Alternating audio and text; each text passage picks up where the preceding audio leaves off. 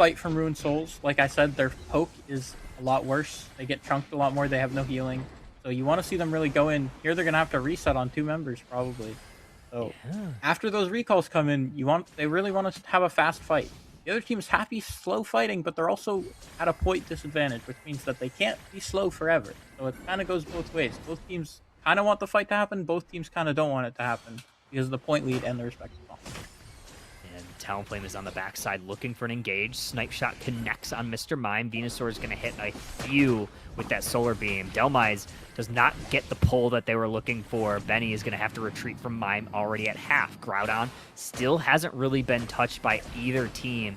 And we still have actually only a 90-point deficit that CC Yellow is going to have to make up. Reggie's Steel buff has been cleansed, and now we are at even damage. Ruined Souls looking for a way in. Groudon now at half. Here comes the Greninja. Fly is out. It's a little bit early, but we go for it. Ruined Souls gets it. The power-up punch from Luca. Gonna reign true, and now they just need to find some KOs. They found 2. Mr. Mime gonna retreat back a little bit. Delmise looking for this Suicune. Are they gonna be able to get him? He has that buff. That could be huge. CC Yellow, too antsy, too impatient. They go for the flip, ends up getting turned on them. It's a tough secure to get. Only the Gren and the Snipe Shot intel. But they do end up getting 1 buff back. Gren is going to kill the Mime. It's a pretty hard game state, but I mean, nah, they had to. Yeah. It's a little tough. Not enough time there. I mean, I feel like if they would have tried to flip it a little bit earlier, maybe they'd have enough time to win and maybe have that counter push. But yeah, I think Ruined Souls played that pretty well. All things considered, they had to wait out that Registeel buff for quite some time, and like you said, they did not want to get out-poked, and they were very patient there. 409, 255 going to be your final. Ruined Souls going to win this set 2-1. Yeah, and like I was saying, Ruined Souls kind of wanted it to be fast, but what I didn't realize that they actually executed really well on is that they didn't have to jockey for position. They didn't have to stand around and like fight them at all because they had so much flip pressure, that it's really hard for CCLO to flip it even if they don't see anyone of Ruined Souls. Even if they're 5-man out of pit, it's hard for them to flip it. So they were just able to stay completely like far away from CCLO in order to not get chunked and to not be able to get a favorable fight sent on them, that they were able to play it slow and wait out the point lead in the Registeel. Indeed. Well, good games for both squads. CC Yellow on that lower side. Well, I guess not on the lower side bracket, but they will be going against a team that had also lost. So they're going to try to get back into that win column here as the Swiss bracket rages on. And yeah, this Ruined Souls team looked pretty good. So they are going to be in the winner's side and playing some more winners of similar caliber. But with that said, we are going to take this to a quick break while we get round 2 set up. So don't go too far, folks. More Underdunk 90. We'll be back in a flash.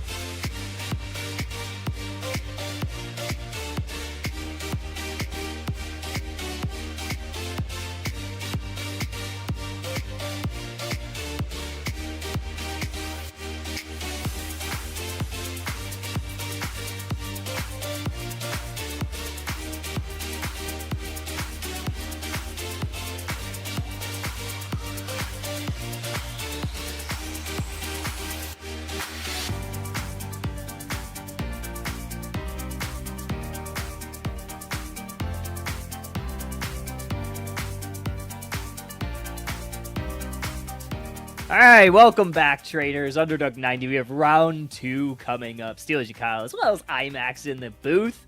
And we have a pretty good matchup coming up here. We have Shadow Wiz Money Gang. I'm going to totally not say that at least 3 times in this set.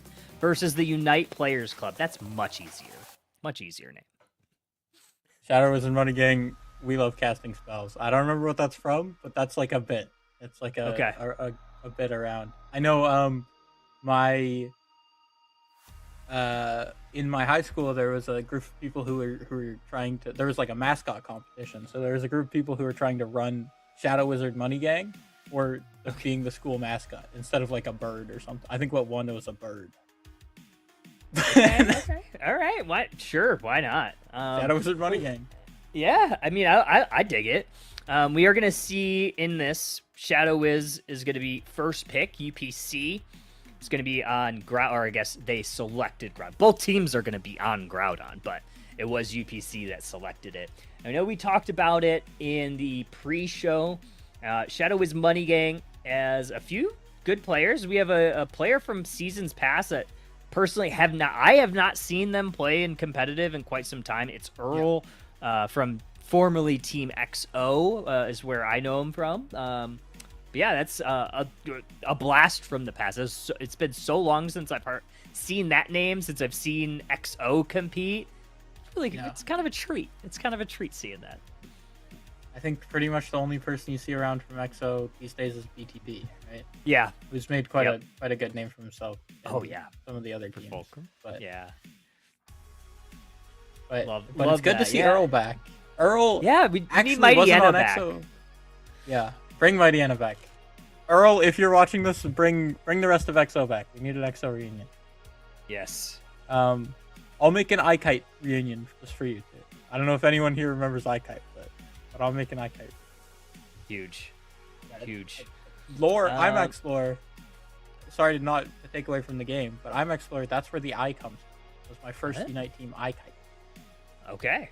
I thought you were just like a big fan of like IMAX. Like the computer. No, my old Unite username was Max Pinar, my full name. Okay. You're just doxing yourself here on Underdunk 90. I love it. Well, it was on the Pokemon Unite ladder for years.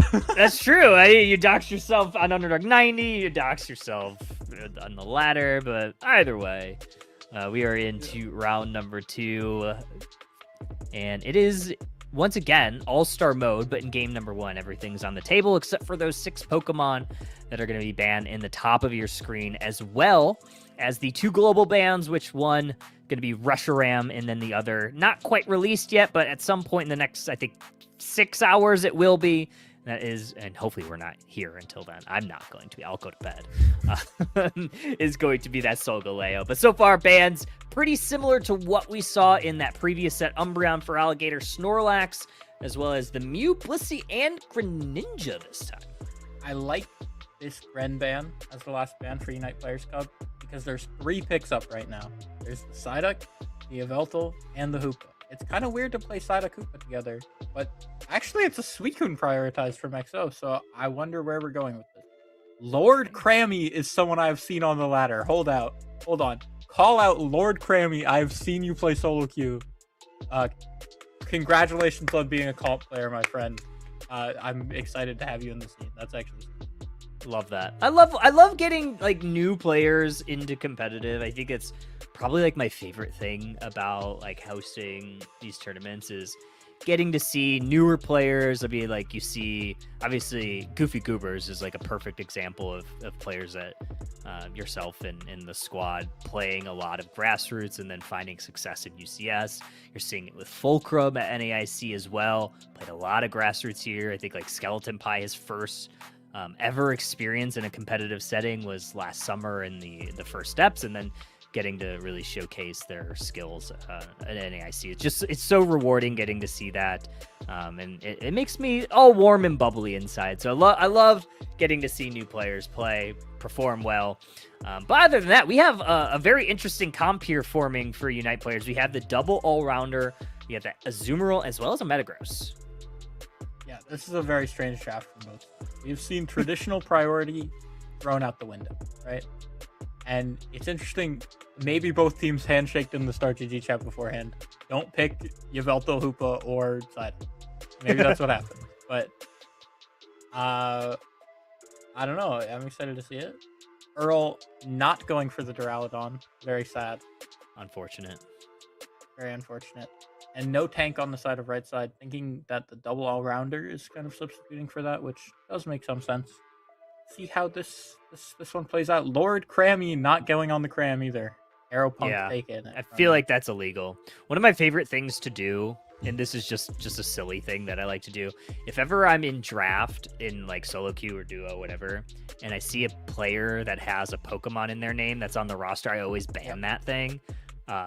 Just for I think I banned like a Decidueye this week. I banned a Crammer. I think I actually did ban Crammer at one point from this person. I banned a Shark Pikachu. Boy 23 banned Sharpedo.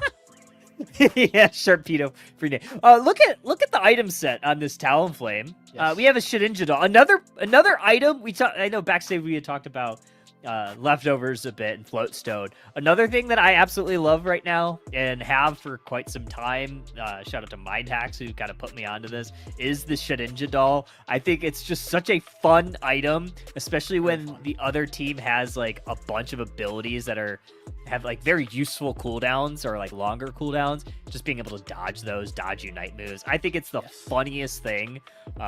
Especially my favorite Pokemon to play Shedinja doll with is Latios. I have just I think my memory card on my Switch is full of just funny Shedinja doll clips playing Latios. Yo, I can give you some validation there on Shedinja doll Latios. My Latios player, Reverie, who is known for being a Delphox and Latios 2-trick, likes to lock in the Shedinja doll when there's too much dive. That's a genuinely real thing to like get a good feel. So that's a good call out from you. It can be a good item in situations. I don't usually expect to see it on Talon, but it's likely going to be used to try and get from the fly into the fly. I'd be surprised if we saw Brave Bird with the Shed doll. Going to be trying to get fly out and then go from fly into fly as he does invade on this first rotation. Shed doll not going to be too helpful for the invade, but it is a good mon to do it nonetheless on Talon. Indeed. We do see Cram just on the other side. And Scrambles corrected me in chat. I banned T-Tar earlier this week because someone had it in their name. So I think probably not the best use of a ban, but whatever. It's fine. We'll just have fun regardless. I don't think that guy, that T-Tar guy who had T-Tar in his name, likes you very much. But no, probably not. He probably is very upset with me. Look at this little Fletchling just trying to cause a little bit of havoc. Hasn't really been able to make much of anything, has Shark Boy, but we see this Glaceon. Earl is going to head maybe towards the central area, may head down towards the bottom path.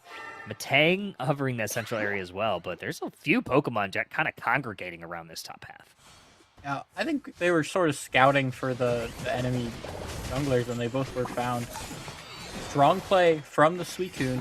What he does there is counters the Metagross. Metagross using the, I don't remember what it's called, the move that like attaches to someone is gonna make it telegraphed where you are. So the Suicune notices the move come out and says, I'm gonna place my stun as soon as you attach to me, so that you're guaranteed into a stun lock combo where my team can kill you. And it works out well, but Talonflame notices the rotation is late, goes to the jungle.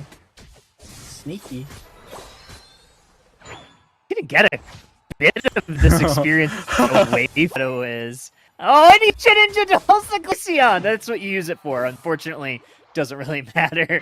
But that's a good call out. You have a couple of abilities to avoid Glaceon Icicle Spears. You know, one with Fly if that's what they go with, and then yeah, there's a few options here. I don't like. We'll see how it goes with execution. This is a Leaf Tornado Eldeos. It may be for the Glaceon. Let's try and deny its auto attacks at level 11. Oh yeah.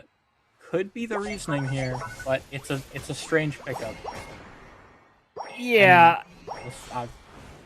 Yeah. I agree. I do like. Eldegoss is my most played Pokemon of all time in this game. The times that I play Eldegoss, is when, like, the biggest time I've played Leaf Tornado, I guess, is like when Mewtwo Y was really broken. Just kind of like race to 11 and hope that you can hit it with the Leaf Tornado, but that was pretty much it. And since then, it's a lot of Cotton Guard and Ball and Buff. We'll see if this Latios can really do a whole lot. The craziest things going on while you're talking about Leaf Tornado. This fight is insane. Really, it's very interesting. We're all clicking buttons, and that is for sure. We get KO in the Piloswine. I don't know what's going on here. I thought for sure Eldegoss was going to steal it with a boosted attack. Yeah, I thought the freaking Leaf Tornado was going to come out, man. Yeah. I don't know the cooldown on that thing well enough. And the Suicune full heals the Meteors. You know, why not? You know, why not? Why not? It does slow. It does slow. Oh, it's a big fly. It's a huge engage from Talon. Big. Okay. Shark Boy 23. He's playing the Talonflame like the Sharpedo, you know. Could be a speedster. I'd be totally down with Speedster Sharpedo. That would be a sick Pokemon to come in. Especially it has a Mega too.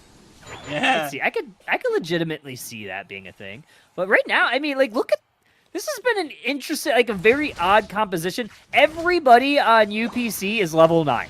So regardless of what we thought about their composition, they're doing okay here. They might be down in points right now, but not bad. It's kind of an ARAM in the bot lane for a little bit, you know, running back and forth at each other, and until the Talonflame breaks that with a really good engage. 5 people coming top from Shadow Wizard Money Gang. They really want to get that Regice to have some healing, which is not bad for their comp. They have no healing. Actually, neither team having healing due to the Leaf Tornado, unless this Eldegoss is also the shielding move, which can kind of heal a little bit, but neither team has healing, basically. Yeah, not like real healing. I think I did see a Cotton Guard come out there, so it might be Cotton Guard with... Yeah, okay, yeah, we do see a Cotton Guard there. Oh, Talonflame into the wall. Misses the mark there. Still might get this 19 in. Nope, gonna get stalled out by the Suicune. Here comes Piloswine. Now a Mamoswine. Fly's gonna land on the Glaceon, break the passive. Shedinjadal is gonna avoid all those icicle spears. That's a good Shedinjadal right there. Here comes Azumarill into the back line, and Talonflame is absolutely relentless here. Great response from Shadow Wiz Money Gang. You have a couple Unite moves fly out. Good T1 defense. It's interesting resource allocation from Unite Players Club. I think this take on the bot Lecky is fine, but I'm curious why they used like all their resources to 3-man push top at the same time as doing this bot objective, which is sort of like they're just not putting all their eggs in the same basket. It's kind of hard to have a bigger basket than the enemy team if they can put 5 eggs in your basket and you only have 3. You know? More eggs, more better is what I've always said. I don't think I've ever actually said that. Regieleki unable to go into this T1, but it is going to be Latios that is mostly just there for vision as well as farming the Aeon power. Now, we're going to get hit 3 people right there, but going to get converged on. It's going to be that Galarian Rapidash that gets the last laugh there. So Latios goes down. Shadow Wiz Money Gang was looking for maybe this T1 push, but they think better of it. And they have a lot of experience on their map, so they're going to try to take that as well as potentially this Regirock. Yeah. It's a good rock take. It's a good open. Metagross is looking to stall for the rest of the team to get there, but I think the Mamoswine Ice Fang is going to mean that it's not enough. Only the Azumarill is able to come up in time, maybe can get the steal, gets it with the Whirlpool tick, has the ult, big knockup, might even get 1-for-1 on the kills. Doesn't look like if the Talonflame taps during this whole time that the Azumarill is flying. 5-man there means that they get both the objective and the Talonflame cap. Azumarill is a little bit late, but as long as they leave farm, it should be okay. 1v4 too. That's very impressive. It gives them a little bit of a point lead. We have 30 seconds until Groudon of our game 1. Check out the field state, IMAX. How are we feeling this next fight in this final moment? How do you feel like it's gonna go? Who do you think has the upper hand going into this? I think Unite Players Club really need to find this Glaceon and deal with him fast. I think if you get poked by the Glaceon, if the Glaceon is allowed to free cast damage, it's probably going to go the way of Shadow Wizard Money Gang. But Unite Players Club, if the Talon is able to find another angle, Metagross Azu gets his ult back and is able to find this angle into the Glaceon Ram. I think they're going to be able to do well. I mean, the Meteors are another interesting thing. I think I'm favoring the Unite Players Club. This Meteor is huge. I think they've been stacking pretty well on Lord Grammy here. So, as much as the XP is even a little bit in the side of Shadow Wizard Money Gang, I like the Meteors here. I think the Meteors are going to be important. As long as this Metagross doesn't get picked up, the Ice Fang comes in, it's a huge Meteor. Okay, Metagross does lay down the groundwork with that barrier. 2 members go down, Cramorant as well as the Suicune, but it's a trade on the other side. Rapidash looking for a KO on either Azumarill or the Eldegoss. Leaf Tornado gets laid. Mamoswine getting a little bit of shielding, but it's not enough. And on the backside, everybody's down for Shadow Wiz Money Gang. It's all 5. Unite Players Club. Full reign to do what they want here. They're going for the Groudon. 2 members of Shadow Wiz Money Gang gonna come back. Suicune as well as Cram. Can they get in here in time? No. And the Unite Players Club gonna take Groudon off the map. They're gonna deposit a hundo in the top path. That's gonna give them a pretty nice lead, over 100 points. It was really well played from the Latios. This Metagross gets caught by the Ice Fang, but Shadow Wizard Money Gang commit a few too many people to the follow-up. They're all standing right on top of it, and a Meteor comes down, hitting 4 people. Right after that, they disperse. Not everyone gets hit by all of it, but it chunks a few of them. Then the Cramorant ults in. He might have flashed forward. I wasn't quite sure, but the Cramorant goes forward, ults in, and on the Meteor timer again, he puts the Meteors on that Cramel. And you can't move in Cramel, so just a death sentence for the Cram. Well played by the Meteor guy. During that as well, the Talonflame finds the Glaceon in the back. After, ignoring the rest of the fight. The rest of the fight is going well. Glaceon gets caught out by the Talon, and it was a good fight from all ends on Unite Players Club. They played it well. Also, another really niche thing to note, it didn't really matter for the fight. The Azumarill in the second part, before they collapsed back in, used his Play Rough auto to stun out the Ice Fang, waiting for the startup of the Ice Fang, and stunning afterwards. Maybe it wasn't intentional, but it also definitely could have been. Really good play by him to dodge the Ice Fang with the Play Rough. Yeah, it's pretty huge. Looking at the final numbers, 261, 151, your final. A lot of damage here, or I guess not a lot of damage here from really either side. It seemed like there wasn't like a lot of big fights, but obviously Latios getting the majority of the damage out of both teams. Very close throughout. You see that between the score line. Yeah, 68K there from Lord Crammy on that Latios. I thought that was a really great pick. I thought they did really well spacing out and really focusing on those Aeon stacks. There were a couple moments where, obviously, like you said, they did get KO'd. They did play a little far forward, but hey, it was all in the name of that final fight, and that final fight was perfection. Yeah, 15K taken on the Latios as well. Good spacing the whole game. My cat's here. Oh, hello. He just decided to jump up on my lap mid-fight. He's being very good. But okay, we got Unite Players Club 1-0 now. So you were very right going into that final fight of kind of who had the upper hand. How do you feel like? I mean, draft in game 1 was very unorthodox. Yes. What's gonna happen here in game 2? Do we have any idea, or are we just going off of vibes here in game 2? Well, what I'm expecting is it's going to be comfort picks. That's what I'm thinking we saw more so in that game 1 was these teams, neither of them seemed really like they wanted to sacrifice the ability to like know the in and outs of what their mons do for playing these more stronger mons. I think we'll probably see something like that again, but I think maybe later down the line in the set, one of these teams might decide, hey, maybe we're out of mons that we're super comfortable on, maybe something else or whatever it is, and just slam in the broken picks and see how it goes. Or like, I don't know how they'll deal with it. So I'm curious to see if we will see them brought out in later games, just due to a lack of comfort picks, but I think for right now we'll probably see more comfort. Oh, surely. I think we'll probably see. I think at some point, right? I mean, we saw a very unorthodox draft. We didn't see any of the Hoopa. Blissey was banned. I'm trying to think what the other bans were, but Gator, Umbreon. But I don't think Yveltal wasn't banned, and it wasn't picked either, which I thought is odd. Because I thought, like, it's odd that the best attacker, or at least I think that's maybe the general consensus, is that Yveltal is probably number 1 for attacker. Yeah. Didn't get played here, didn't get banned, so I don't know. I think at some point we're going to see this thing. I think you're right. Psyduck as well is an interesting one. Can flex on the tank and the support, but not played. I'm very curious to see where this next draft goes. I do think it's kind of the Wild West in these drafts, right? Might see the Duraludon come out. Might see something else. You know, we didn't see a tank in game 1, but it worked well for them.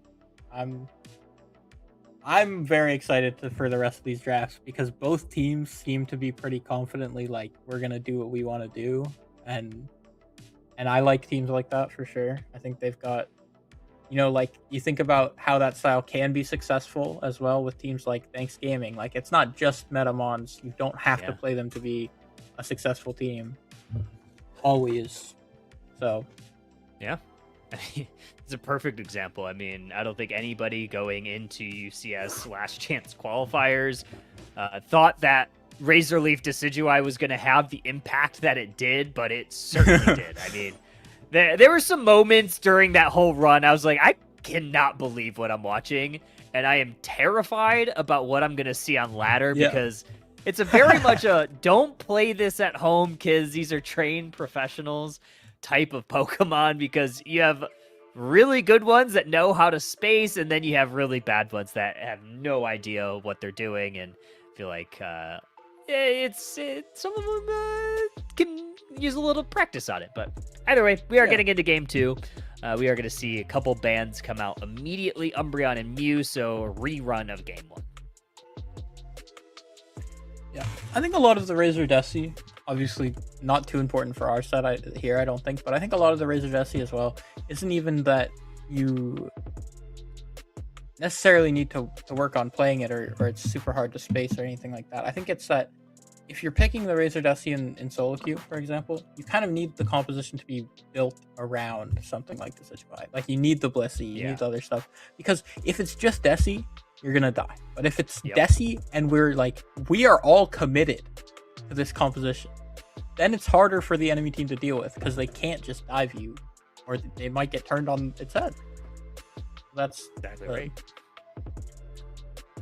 I love that. I love that thought too, of like having a strategy and sticking with it. And I think that's kind of the heart of it, right? Like, it doesn't have to be Razor Leaf Desi. It's just like, this is the style of game that we want to play, and we are going to run it to perfection. And that's kind of what they did. We'll see how either of these teams, if they have a style that they want to play with, because it seemed like organized chaos in game 1. Certainly it came out in Unite Players Club advantage. Well, I'm seeing a very unique 1-2 pick here.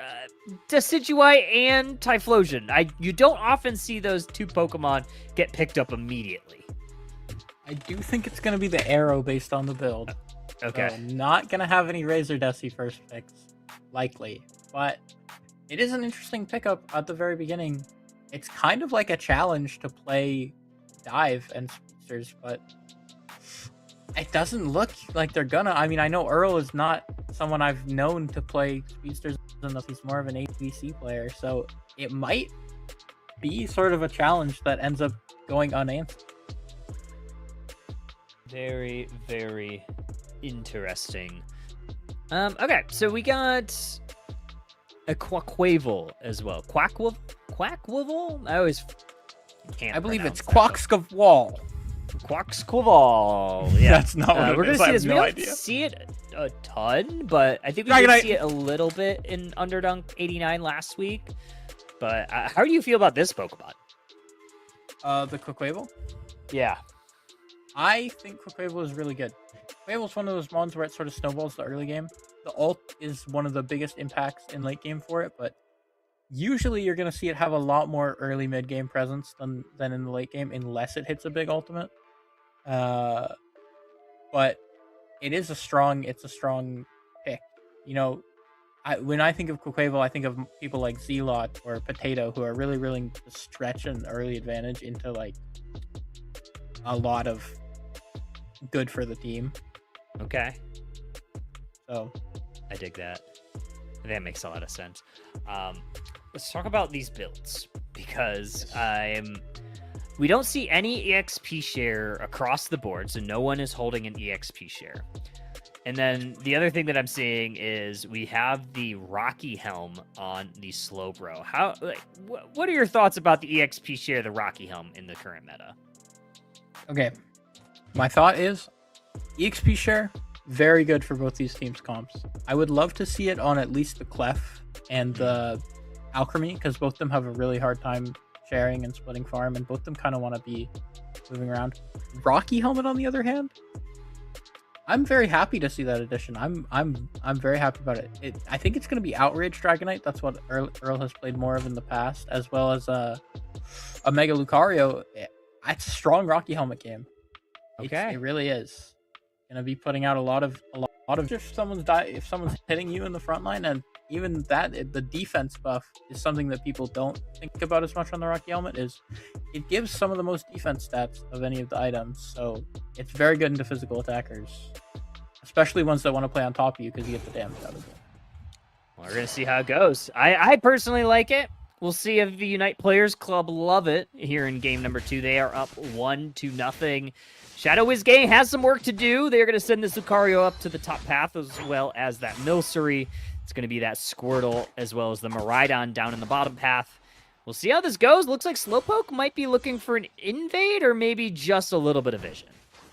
Yeah, something I want to point out from Unite Players Club, Sharkboy23, who played the Talonflame in game one, is now on the Slowbro.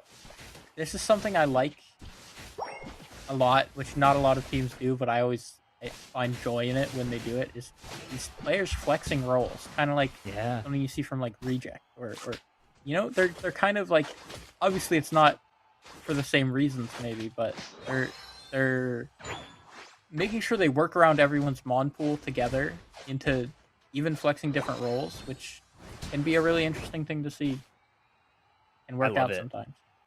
I love it. I think it provides a little bit of spice, because then you may not know exactly what the enemy is doing if you're, or the enemy may not know what you're doing if you have a kind of this flex roll.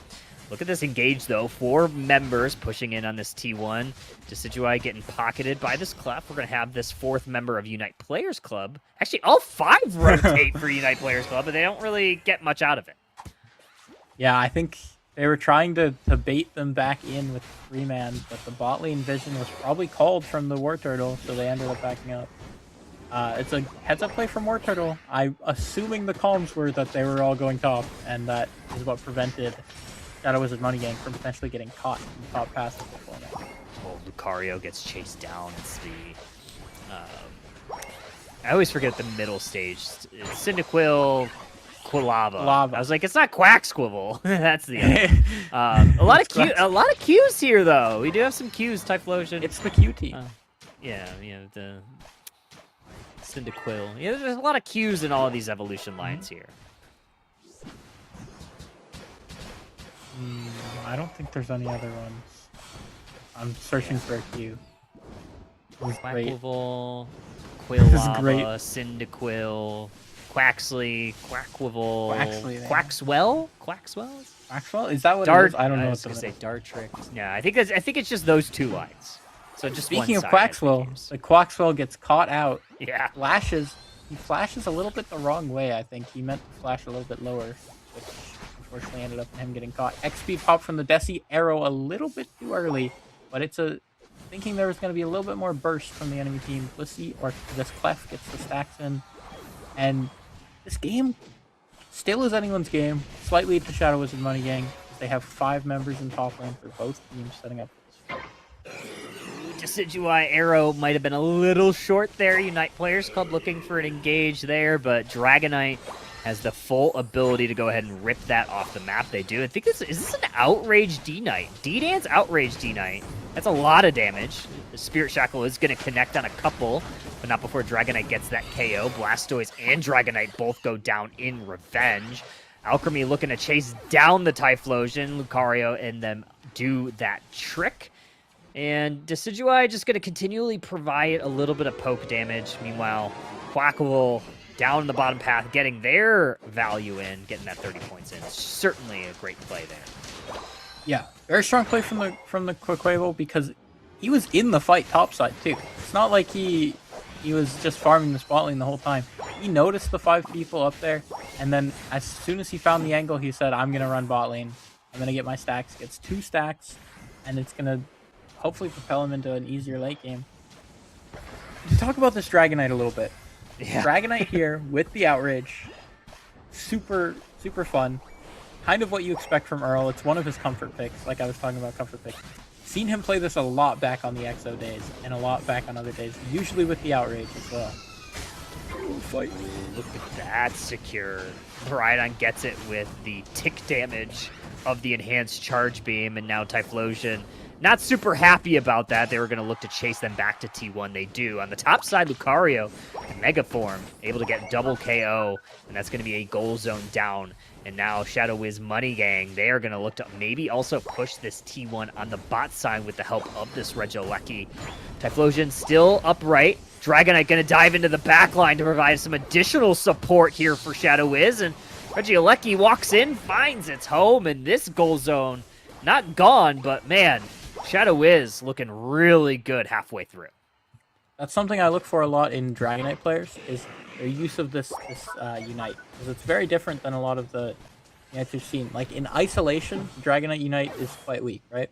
But a lot of the macro and ability to go from different places on the map and find whatever angle you want to end up in is kind of where the strength is. So there's a lot of individuality and like just a lot of skill expression in the Dragonite ult as well. So it's very cool to see when there are players who have a lot of experience on this character like Earl, how they use that ult. They've used it to perfection there. Blastoise eject into the Hydro Typhoon, unable to get the Decidueye, does damage the Clefable heavily, but not able to find the KO. Blastoise now going to have to disperse back towards their side of the map. Quackable going to retreat back towards the central area. But Shadow Wiz Money Gang, they are not retreating in the slightest. They are pushing this T2 goal zone. Blastoise going to pay for it. Earl's going to dive into the backline with that Draco Impact. Going to hit that A button, but they are going back to the Pokemon Center. Good response here from the Unite Players Club. And this might be a full team wipe. Just the Alchemy remaining, and looks like they should be able to take the care of the rest of the job. Double KO from Decidueye, and Unite Players Club back in this one. Yep. It's an unfortunate play. I think it's one of those plays in the game where you look at the top of your screen and there's 5 Unites online and you go, we should do something.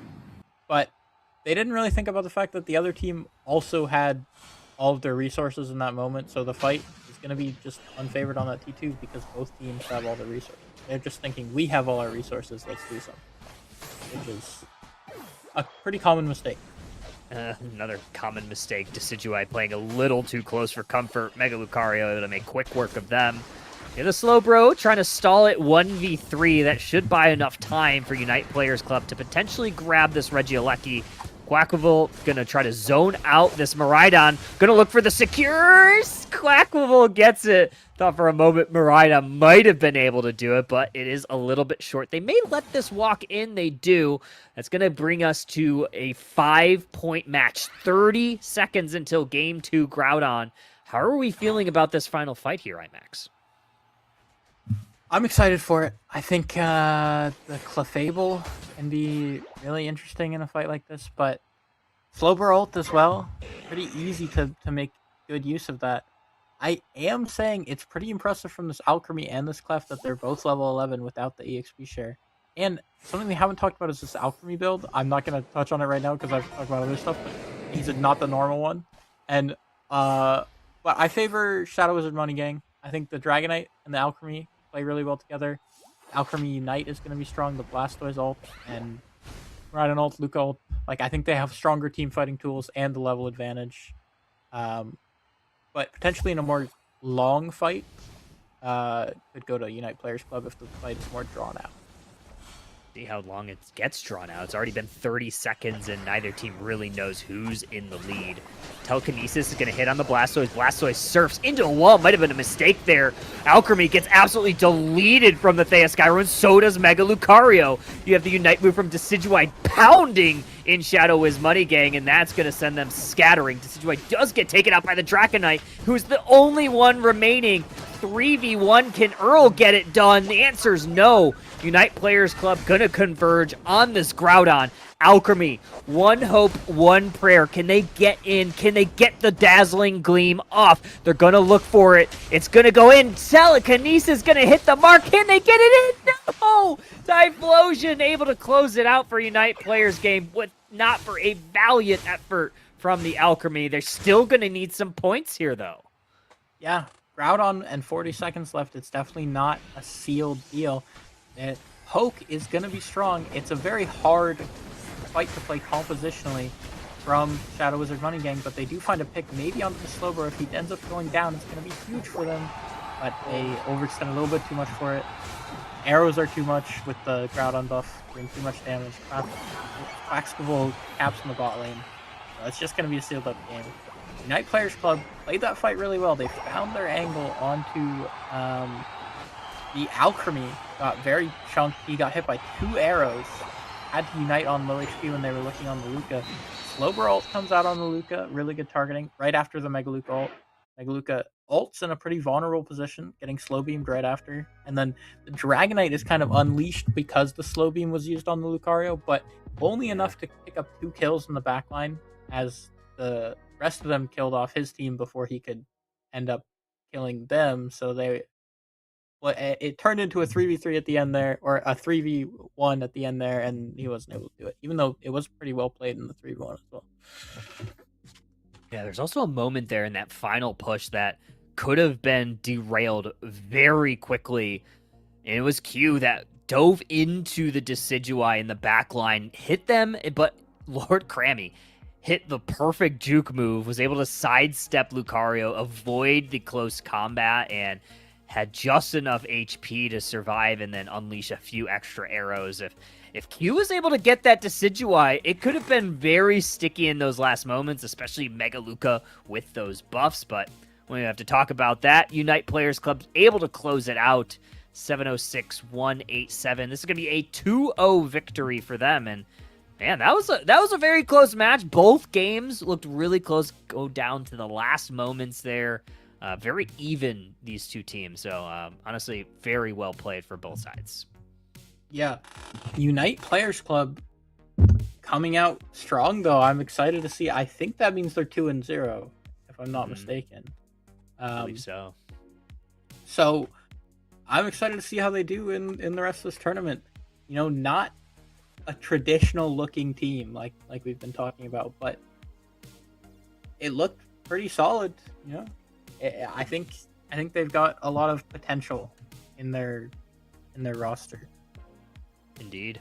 Alrighty. Well, that is going to be it for us two. We are going to bring in Jonathan Hyde as well as Meowry for our final 2 sets of the evening. Before we say goodbye to IMAX and myself, IMAX, any final thoughts on Underdunk 90? How are we feeling? Any thoughts on the meta? Any thoughts before we send you out? Anything that you need to shout out? Yeah, I mean, Underdunk, really an interesting Underdunk. I'm curious. I want to look at who these guys played in round number 1 on Shadow Wizard Money Gang and the Unite Players Club. Unite Players Club, round 1, it says they played AMG.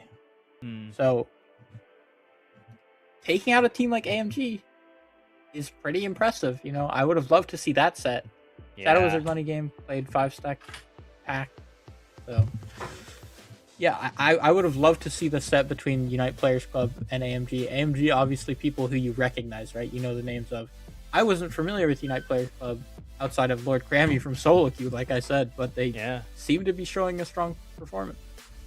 So good stuff. I'm pretty excited to see that. I don't have too many other thoughts. Just alrighty. I think that's shout out. Thanks for obviously casting.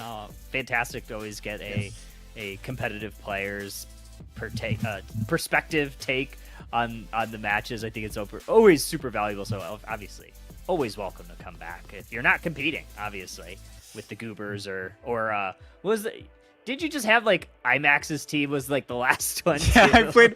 Okay, wait. Can I tell you the story behind IMAX's team? I need it. Okay.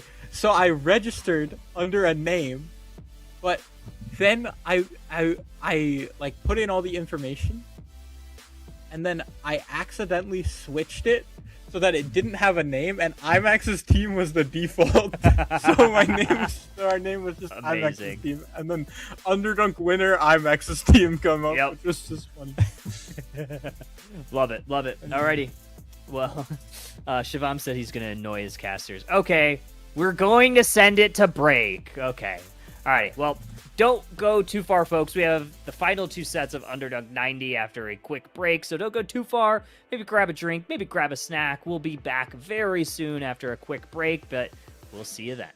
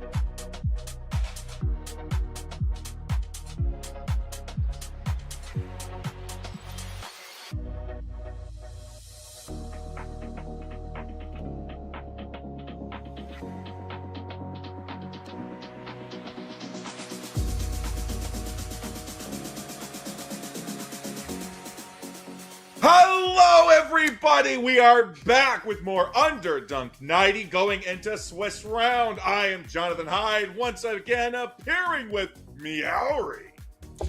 Hello, I'm super excited to be here today and see what these teams are going to be doing. It is Underdunk 90. We've got a best of 3 set coming up here.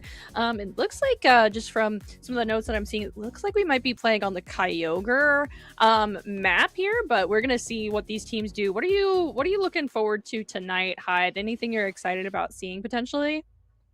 I mean, listen, I'll always root for my 3 big guys, Tyranitar, Duraludon, and Sableye.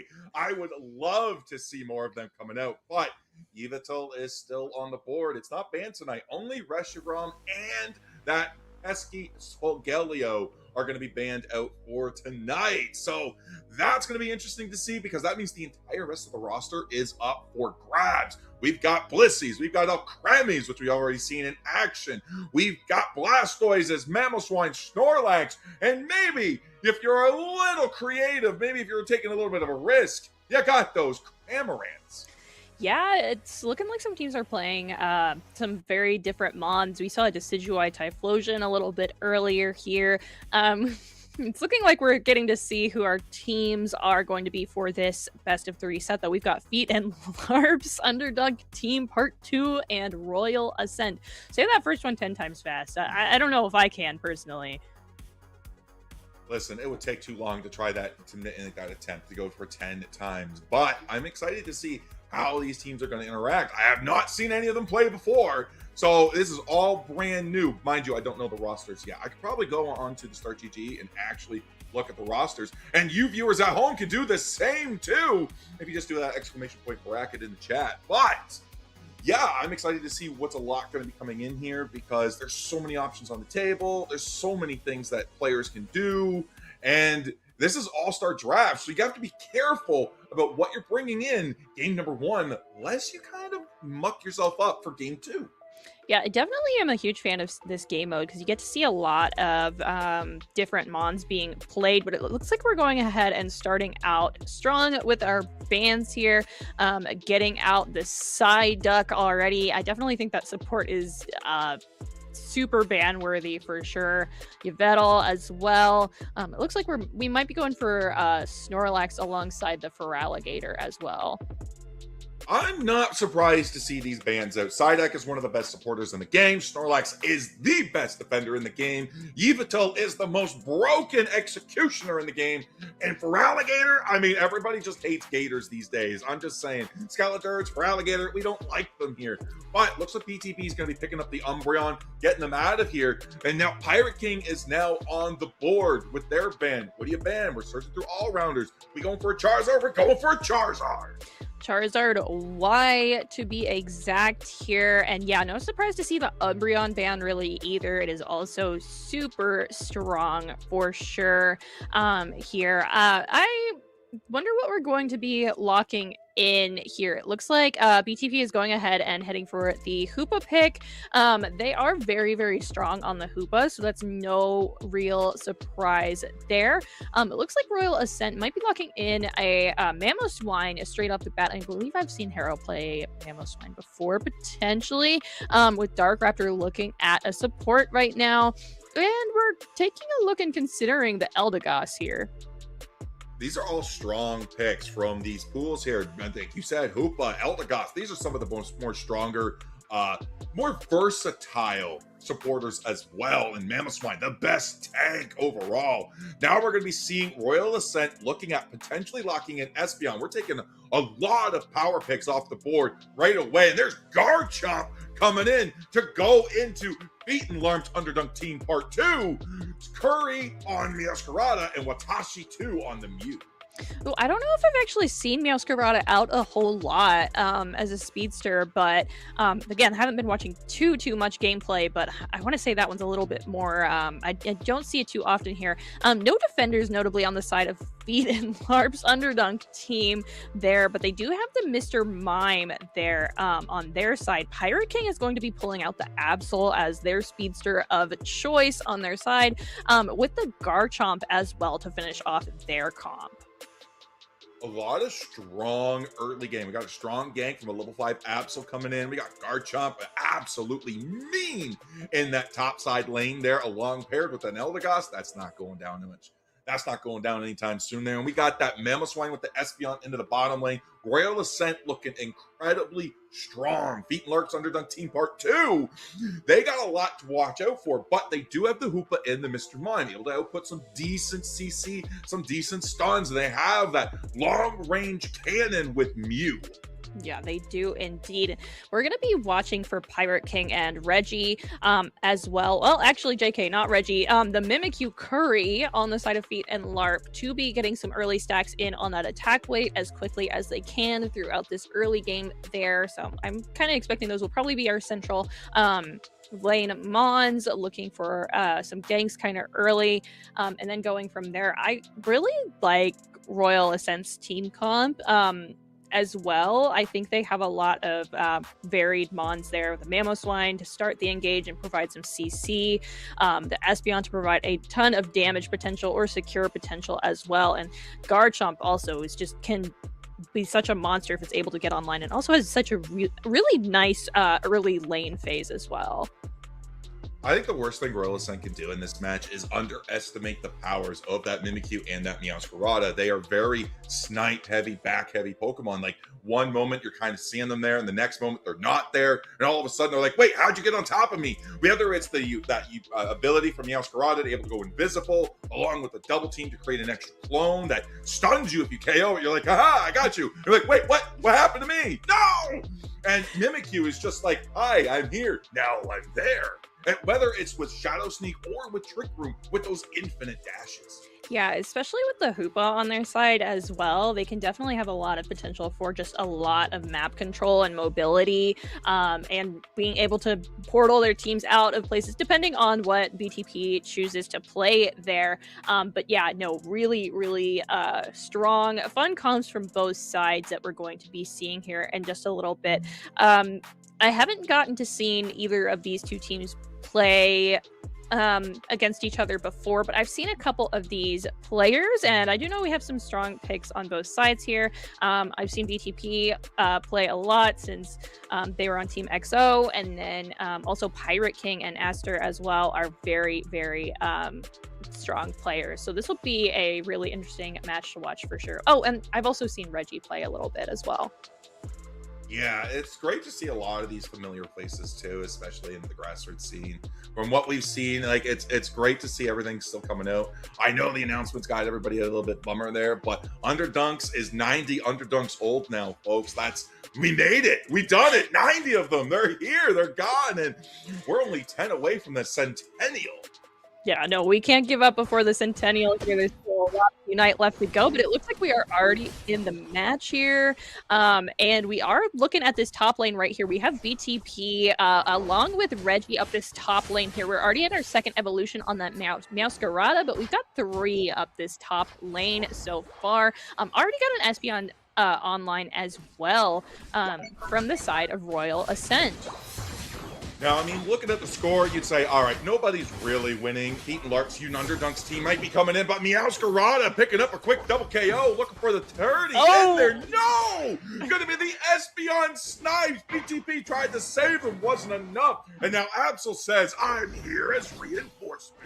No, they are indeed here, and this Espeon might be in trouble as Curry does come in, and BTP will be taking the last hit on them, though. Reggie Drago is on the board right now. Mimikyu with that Trick Room being able to dodge all over the place, and Harrow might be in a bad spot as well. There with the Mew securing a 2 KO streak for their side, and a nice 30 dunk in, along with Mimikyu just getting some stacks as well. We have a level 5 Eldegoss before we even have a Gabite for Royal Ascent. Unfortunately, that Gibble's going up against a level 7 Meowscarada, trying to do what they can. Good luck there. But down in the bottom lane, there is a brawl. Mimikyu's able to come in and take down the Eldegoss. Now we're diving back in. We're getting on top. There comes the Play With Me to take down Espeon. Espeon is gone. Mr. Mime claims that KO, and Piloswine is deleted. No, Oh, they are indeed. And that was a nice overcap down that bot lane as well. Everything happened pretty quickly, so I didn't see exactly how much here, but Reggie is up this top lane right now as the Meowscarada. And Feed and Larp's Underdunk team is looking to get some far more KOs in Royal Ascent Central Path here. And down goes Absol, down goes Garchomp, and down goes our Swine as well. And we are going for the Regidrago already. This is such a fantastic start for our purple side. Yeah, Beat Larp's Underdunk Team Part 2 is already taking that Regidrago, starting on the Regirock, the first of the roulettes, and they claim the Regieleki. They got all 3 Regis in one fell swoop. Now it's going to be Royal Ascent's job to try to come back. It's 140 to a big old goose egg, so they have a mountain to climb, but we still have 6 minutes left in this match. Yeah, we definitely want to start getting some stacks in on that Absol when we can, and some nice KOs as well. Feed and Larp definitely has a good level lead right now with 3 of their team members sitting at the level 10 mark there. And nobody has quite hit that on Royal Ascent just yet. It'll probably be Pirate King who hits that next, but we've got to get that Mamoswine online as well here. And there goes Pirate King to the Mimikyu. Curry is playing very, very well here with that Trick Room moveset here, and the Mew just able to provide tons of poke here is just devastating. Level 7 on Mamoswine. Man, we finally got a Garchomp there, but we only have 3 Unite moves in the pocket. Mamoswine and Eldegoss, they're still lacking those Unite moves almost 5 minutes into the game. That's going to be really hurting for Royal Ascent. Beat and Larp's Underdunk team, though, is already going in.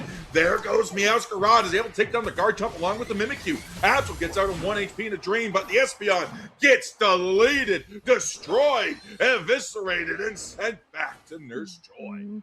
Yeah, no, that Mime is also able to provide some really nice interruption there with those walls as well.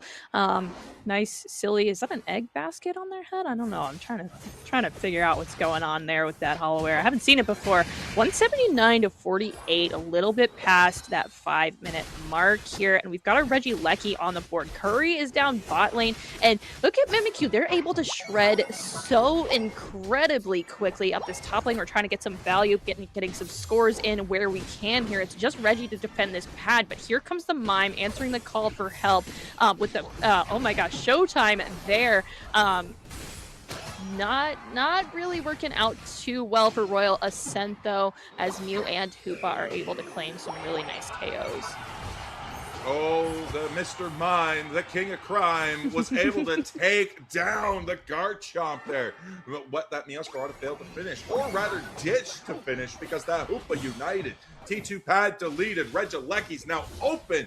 Win condition has been activated against Royal Ascent. Now we're going right into our central path there. We're trying to get whatever KOs we can because we have to safeguard this farm. This is the only experience we're going to get. But with the Absol now gone, Garchomp low HP. We did pick up a KO on the Mr. Mime there, but it's not enough. Beaten Larp's Underdunk team number 2 is got a 3 KO deletion. Great comeback from Royal Ascent. Really, really nice stuff there. They did get some more points on the board here. No more Unite moves probably until we do see our Kyogre spawn on our map here. BTP getting some nice vision here and also trying to secure some of this catch-up farm from the side of Royal Ascent, but we don't want to push in too far there. Mew also down the pot lane, sitting at level 13. That is 3 level 13s for the side of Beaten Larp. They are doing very, very well. Yeah, huge KO on the Mr. Mime there as well. That is an annoying status inflictor already gone.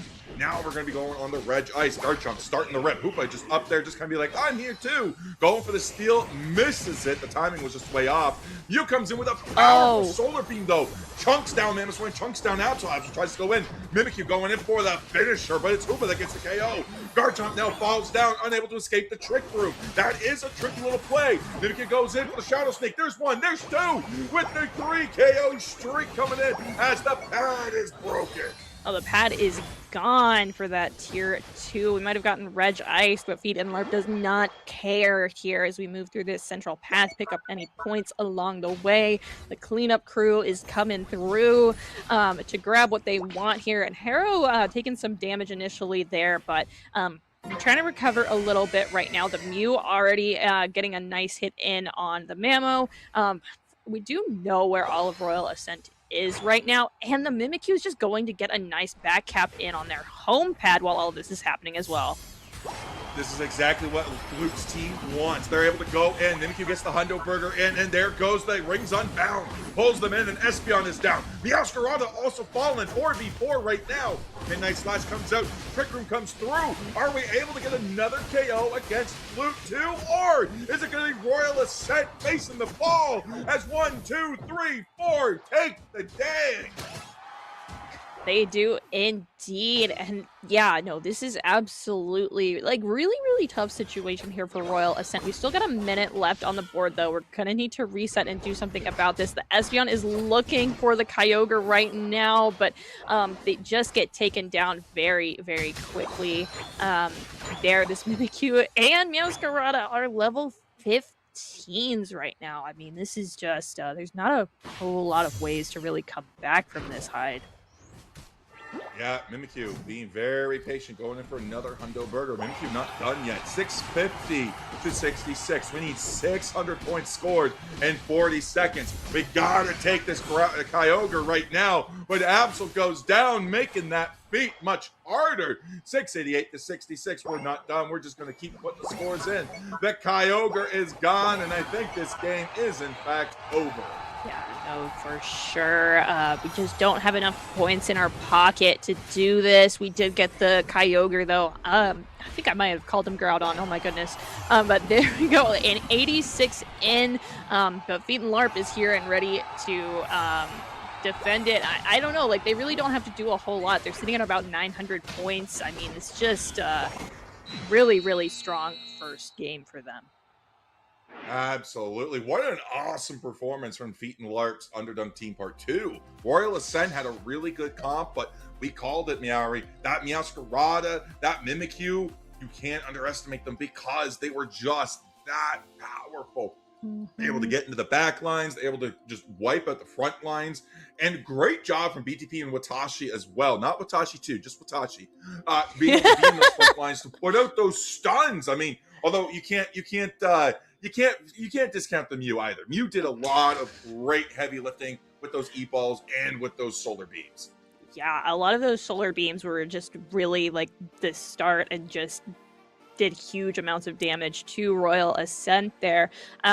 Curry with the Mimikyu, definitely well-deserved MVP there. I think Royal Ascent just had a really hard time in that early game and being able to get everyone online, so they just had a tougher time with that, and we're going to see what they're able to do in this next game, though. It will be Feet and LARP's Underdunk Team Part 2, like Hyde was been saying. All beautifully, by the way, like the whole title just in there every time he says it. It's really amazing. I mean, listen, yes. if you look at the abbreviation too, FLUT, you just call him Flute 2, you know? Sometimes it's a little bit too long to get out on the go, but Flute 2 coming in very strong, taking up game number 1. Royal Ascent got the Kyogre, but just wasn't able to make the connection there. Now, going into game 2, though, is this going to be the game changer? Because Royal Ascent took off so many powerful options. We now no longer have the Eldegoss. We don't have the Mamoswine. We don't have Garchomp, Espeon. So many power picks out of there. We weren't able to get the win, but now we've also denied them and some really key unique picks from Flute 2. Yeah, no, for sure. Definitely not having the really great secure from like the Espeon. Mamoswine is a fantastic defender too. It's just they just had a tough time getting it online. It really could have made a difference, I think, if they were just able to get more scores in early. So we'll see what they're able to do with this next one. But we did see, expecting we might see some, I don't know. I honestly don't know. They've been playing a lot of stuff that I haven't seen in a while.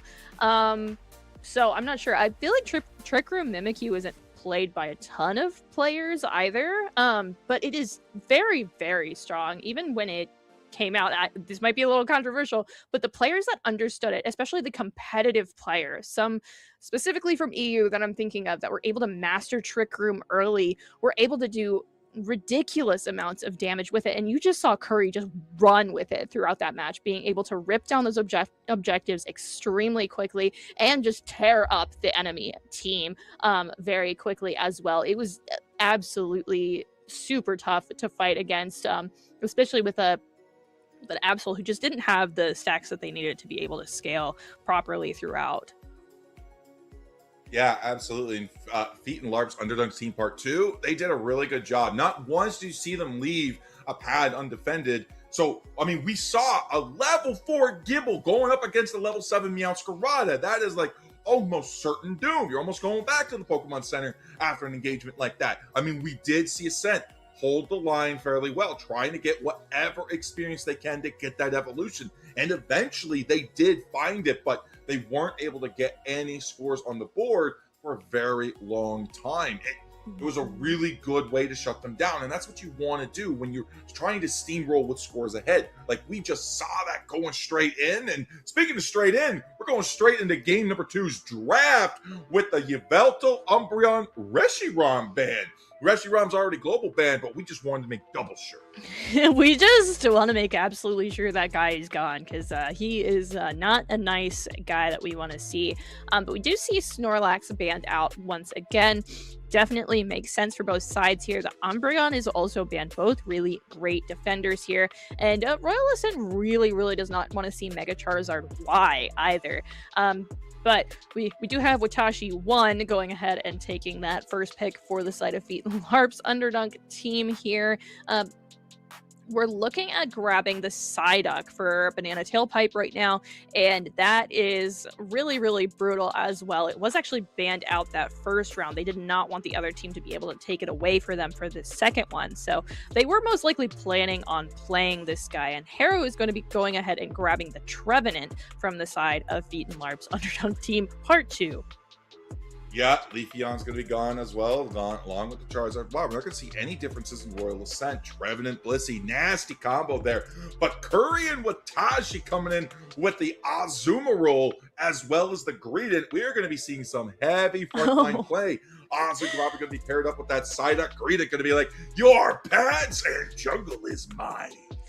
Yeah, I definitely feel like Purple Side is definitely playing a lot of mons that are very frustrating to fight against as well, like Mime and Hoopa as a combo, as well as the Mimikyu was, I mean, it, oh my gosh, it can just be an absolute nightmare to fight against. But we do see Royal Ascent going ahead and grabbing Latios there, as well as Buzzwole.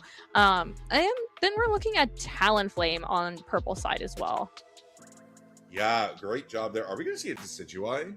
You know what? I would love that. Listen, if there's one thing Unite players love to do, it is aggro to the Desi as soon as you see it. This could be the game plan. We just hide everybody, let Desi just kind of walk out, and Royal Ascent will have no choice just to be like, it's a Desi. We have to do it. And then, boom, we get them that way. That's the strat. That's the strat. Bait them with a tantalizing Desi, and then we just take them. Yeah, definitely two mons that you don't want to see on your team or on the enemy team during solo queue here. We have Decidueye and Greninja. Pirate King is definitely a really great Gren, though. I know they really enjoy playing that mon, so it'll be interesting to see what they do with it as well. And then the Latios is going to be looking for last hits here to be able to go ahead and get those Aeon stacks, so it is going to want to get those pretty early so it can continuously be relevant throughout the game. And hopefully they're able to do that this time. They weren't able to that first time, but we'll see what Royal Ascent is able to do with this in just a little bit right now. Yeah, Decidueye has been getting some love tonight. We've been seeing a couple of them. It has been. And based on the items there, I think it's going Spirit Shackle. I know the subpar build. Everyone knows it's Razor Desi these days. Come on, guys. But no bias. Unless it is Razor Desi, I do think that Feet and Larp's Underdunk Team Part 2, you just have to watch out for that Greninja, because that Unite move, that Water Berserkin, going straight to them to try to knock them out as early as they can in those fights. Yeah, here we go. Purple team water types up that top lane here. Royal Ascent has the Buzzwole going up top lane. It looks like our Chansey might be going for a bit of a invade. No, just kidding. They actually went back up that top lane.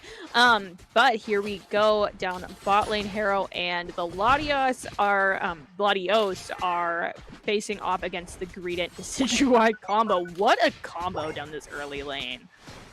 Already level 4, already taking berries, already being a nuisance there. You know what? They could just go into that central path there. They wouldn't find anything, but they could. Schwubbit, sorry, just being an absolute menace onto these front lines for Royal Ascent in that bottom half. Meanwhile, Feet and Larp's Underdunk Team Part 2 is doing really good job with the Rowlet, just trying to get them online, getting a lot of that extra experience, and keeping Royal Ascent distracted with a 2 KO streak in the top. Yeah, no, already looking a little rough here. 51 goes in up this top lane here, as well as the side out getting some little scores in as well. They are looking at getting some of those ball toys from Royal Ascent also. And yeah, I mean, this is definitely really tough down this bot lane here. The Phantom does end up going down, and Decidueye's at their second stage evolution right now as well. I mean, this is definitely looking a little scary. That Latios is going to want to get some KOs and some last hits pretty early, and we are definitely not finding it on this Greedent Decidueye combo. Huge KO for Feet and Larp's Underdunk Team 2. They're looking for the Talonflame, but BTP is already going in. Talonflame, level 8, going on the invade there. Buzzwole still looking for the level 5. Not much of a character yet. They don't have rights on the field yet, and they're still looking for it. They got to get that superpower online, and Ozzy says, let's go. Let's take it down, and huge KO for the Talonflame.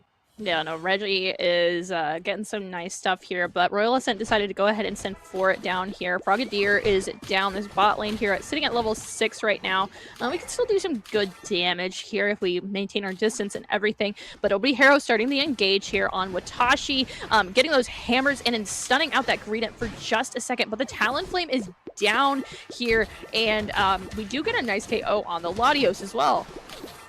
Good hits on the flies. You're being methodical about it. If we miss a fly, that's a 12-second cooldown instead of a 6-second cooldown. We don't want that because that could upset Fluke 2's momentum there. But Buzzwole goes in alone and pays for it. There goes the Flame Sweep, diving straight into the Flux Zone. Greedent does not care. Goes for the nice knockout there on the Blissey. Talonflame looking for the escape. Greninja tried to chase it down, but says, nah, I'm too fast. You can't catch me. No, absolutely. Just being a menace to society down this bot lane here. I mean, this tier 1 pad is sitting at a single point before it is broken right now. So it has potential for a really great ogre cap. Blissey does end up going down in that Flux Zone there.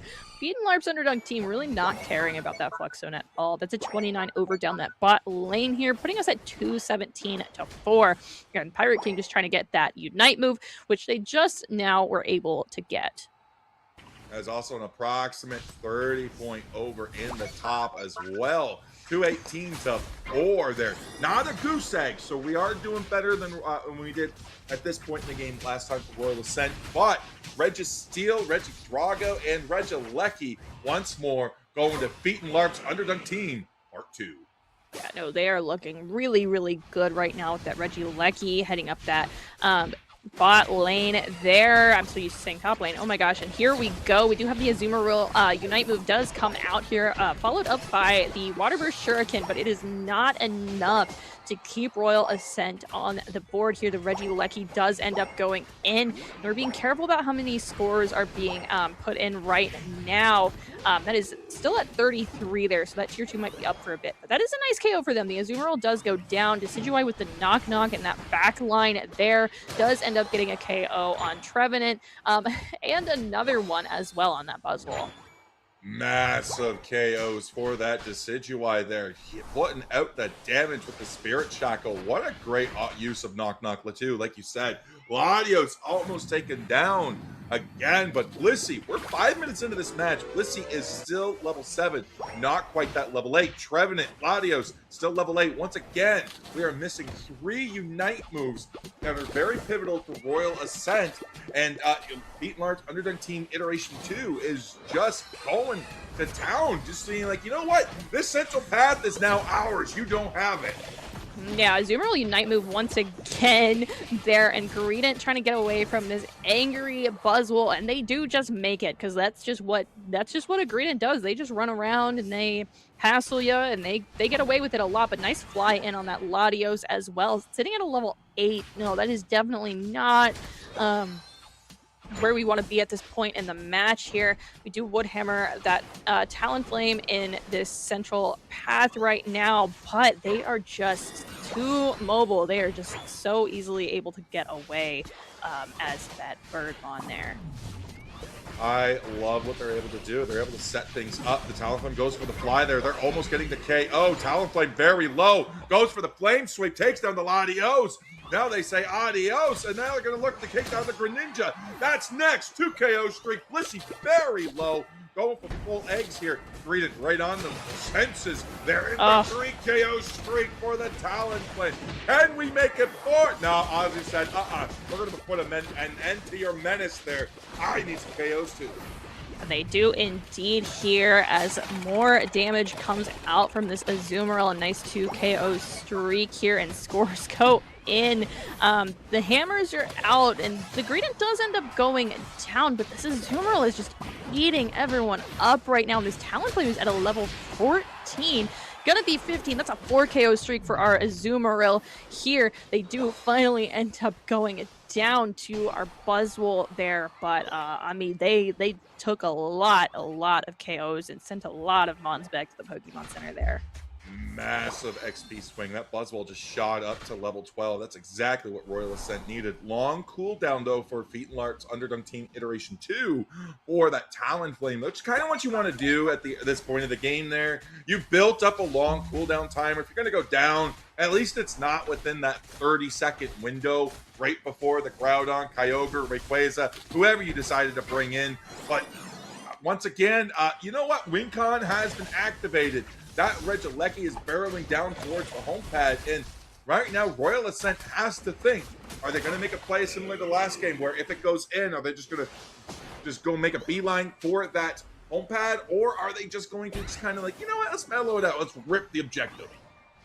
Yeah, I know for sure. I'm 10 seconds away. The Greedent is in deep, but it's able to do that and get away with it pretty easily there. That was a nice arrow in on Royal Ascent there, hitting 2 team members.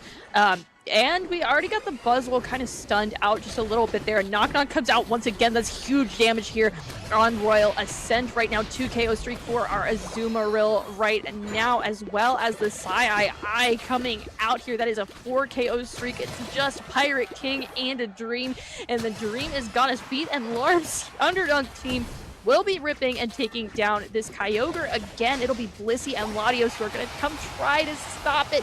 But the rip is happening, and it's happening pretty quick, and it'll be the Talonflame who ends up securing it.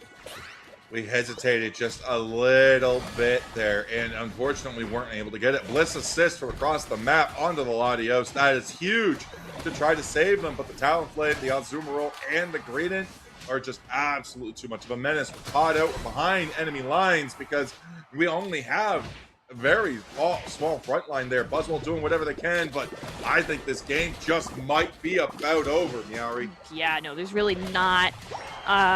This is really heavily in favor of our purple side right now. I mean, we've got 2 level 15s and 3 level 14s versus some much lower level Mons there on the side of Royal Ascent. More KOs are just coming out. BTP able to get a nice score in there, putting this in almost a 1,000-point game here, and the Knock Knock just unable to do anything about it, just on their home pad. I mean, Watashi 2, why would you do this? But no, yeah, there's not seeming like there's going to be a whole lot we can do. Buzzwole ult onto the Decidueye right now, and yeah, we've got 10 seconds left in this map hide, and there's not a lot that we can do besides brawl it out. It's going to be Feet and Lark Underdunk Team Part 2. Going to be moving on. Going to be winning this set, actually. Royal Ascent going to be taken down in a 2-0 victory there. So great job from both teams, though. We saw some really stellar comps coming out as well, and unfortunately, we just weren't able to execute. And Beaten Arms Underdog Team Part 2 had a really good job. They're like, all right, you want to pick some of the best stuff in the game? Go for it. We're going to play our own style. We're going to play our own game, and it's going to throw off the tempo, throw off your momentum, throw off your psyche. And I think that's exactly what happened. We just saw Fluke 2 just go absolutely wild on those goal pads. Not once, but twice. Yeah, we did indeed here. It was definitely super tough throughout. You see Curry, Watashi, and Reggie with almost 100k damage on their sides there. I mean, just absolutely brutal. And really, it was a very, very strong game in favor of Beaten Larp's Underdog Team Part 2. They just did really, really well. Yeah, they are really doing well with these mons. I think a lot of these mons too are just like they're tough to fight against. Like once they start scaling and getting really big, especially like a Zoomeril, Greedent. Oh my gosh, I just hate that for Royal Ascent. Like once they get big, I mean, especially down that bot lane, like oh my gosh, it's just devastating. That Phantom just kept going down, and I was like, oh my gosh, this is a nightmare scenario for me personally. But yeah, no, I definitely enjoyed the comp from Royal Ascent both times. It's just Beaten Larp's Underdog team was consistently throughout these games just able to keep so much control of everything by just snowballing throughout. And they were just way too big at the end to really seem like we could do a whole lot. I mean, that's kind of what you got to do. I mean, if your team has a method of winning that you enjoy, send it. It doesn't matter if it's unconventional. It doesn't matter if it plays to what the standards that other teams are looking at. You know, like if that's the way that you guys win, full send it. I love exactly what Beaten Larp's Underdog Team Part 2 has been doing. But while we get the next setup matchups ready to go, Miari, we are going to take a quick break. So grab a snack and come on back because we will be right back.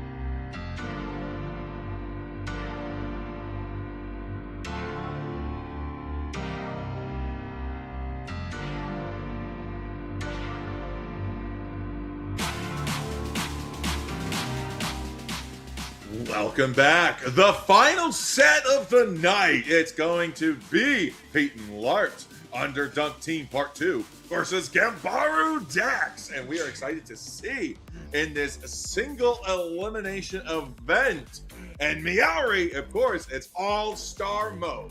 Yes, and we just saw Feet and Lerp's Underdunk Team Part 2 play in this last set, but they have all of their picks up once again, so we might see some of those nasty mons that they had out that first time, like that Greedent, that crazy Hoopa, the Psyduck, the Mime, the Mimikyu, all of those picks, Gambaru. But both of these teams have ran basically undefeated throughout this. So I'm excited to see what Gambaru Dex has in their pockets and what they've got going on here. But we are just heading straight on in. It's looking like Curry is looking at potentially banning out that Psyduck once again. They might be wanting to play it throughout their second game here, but not right now. Over Tony going ahead and getting the Umbreon off the board right now, as well as the Feraligatr. Yeah, I mean, so far, staple bands getting it out there. We're opening the door for Mamoswine to come into game number 1. Zacian going to be taken off the board, though, for the side of Feet and Larp's Underdunk Team Part 2. It's going to leave the final ban in the hand of Gambaru Dex. Are they going to go for the Hoopa? I think they are. Yes, they are. They do not want to see BTP on that thing. It is a menace here. It's looking like we're first picking once again, looking at our supports for BTP for the team to play around right now. And we might be actually wanting to grab Mime once again, and I don't remember who was playing that first time. Oh no, never mind. We are pulling out the Yveltal. I mean, if it's up on the board and you're just gonna leave it, might as well take it.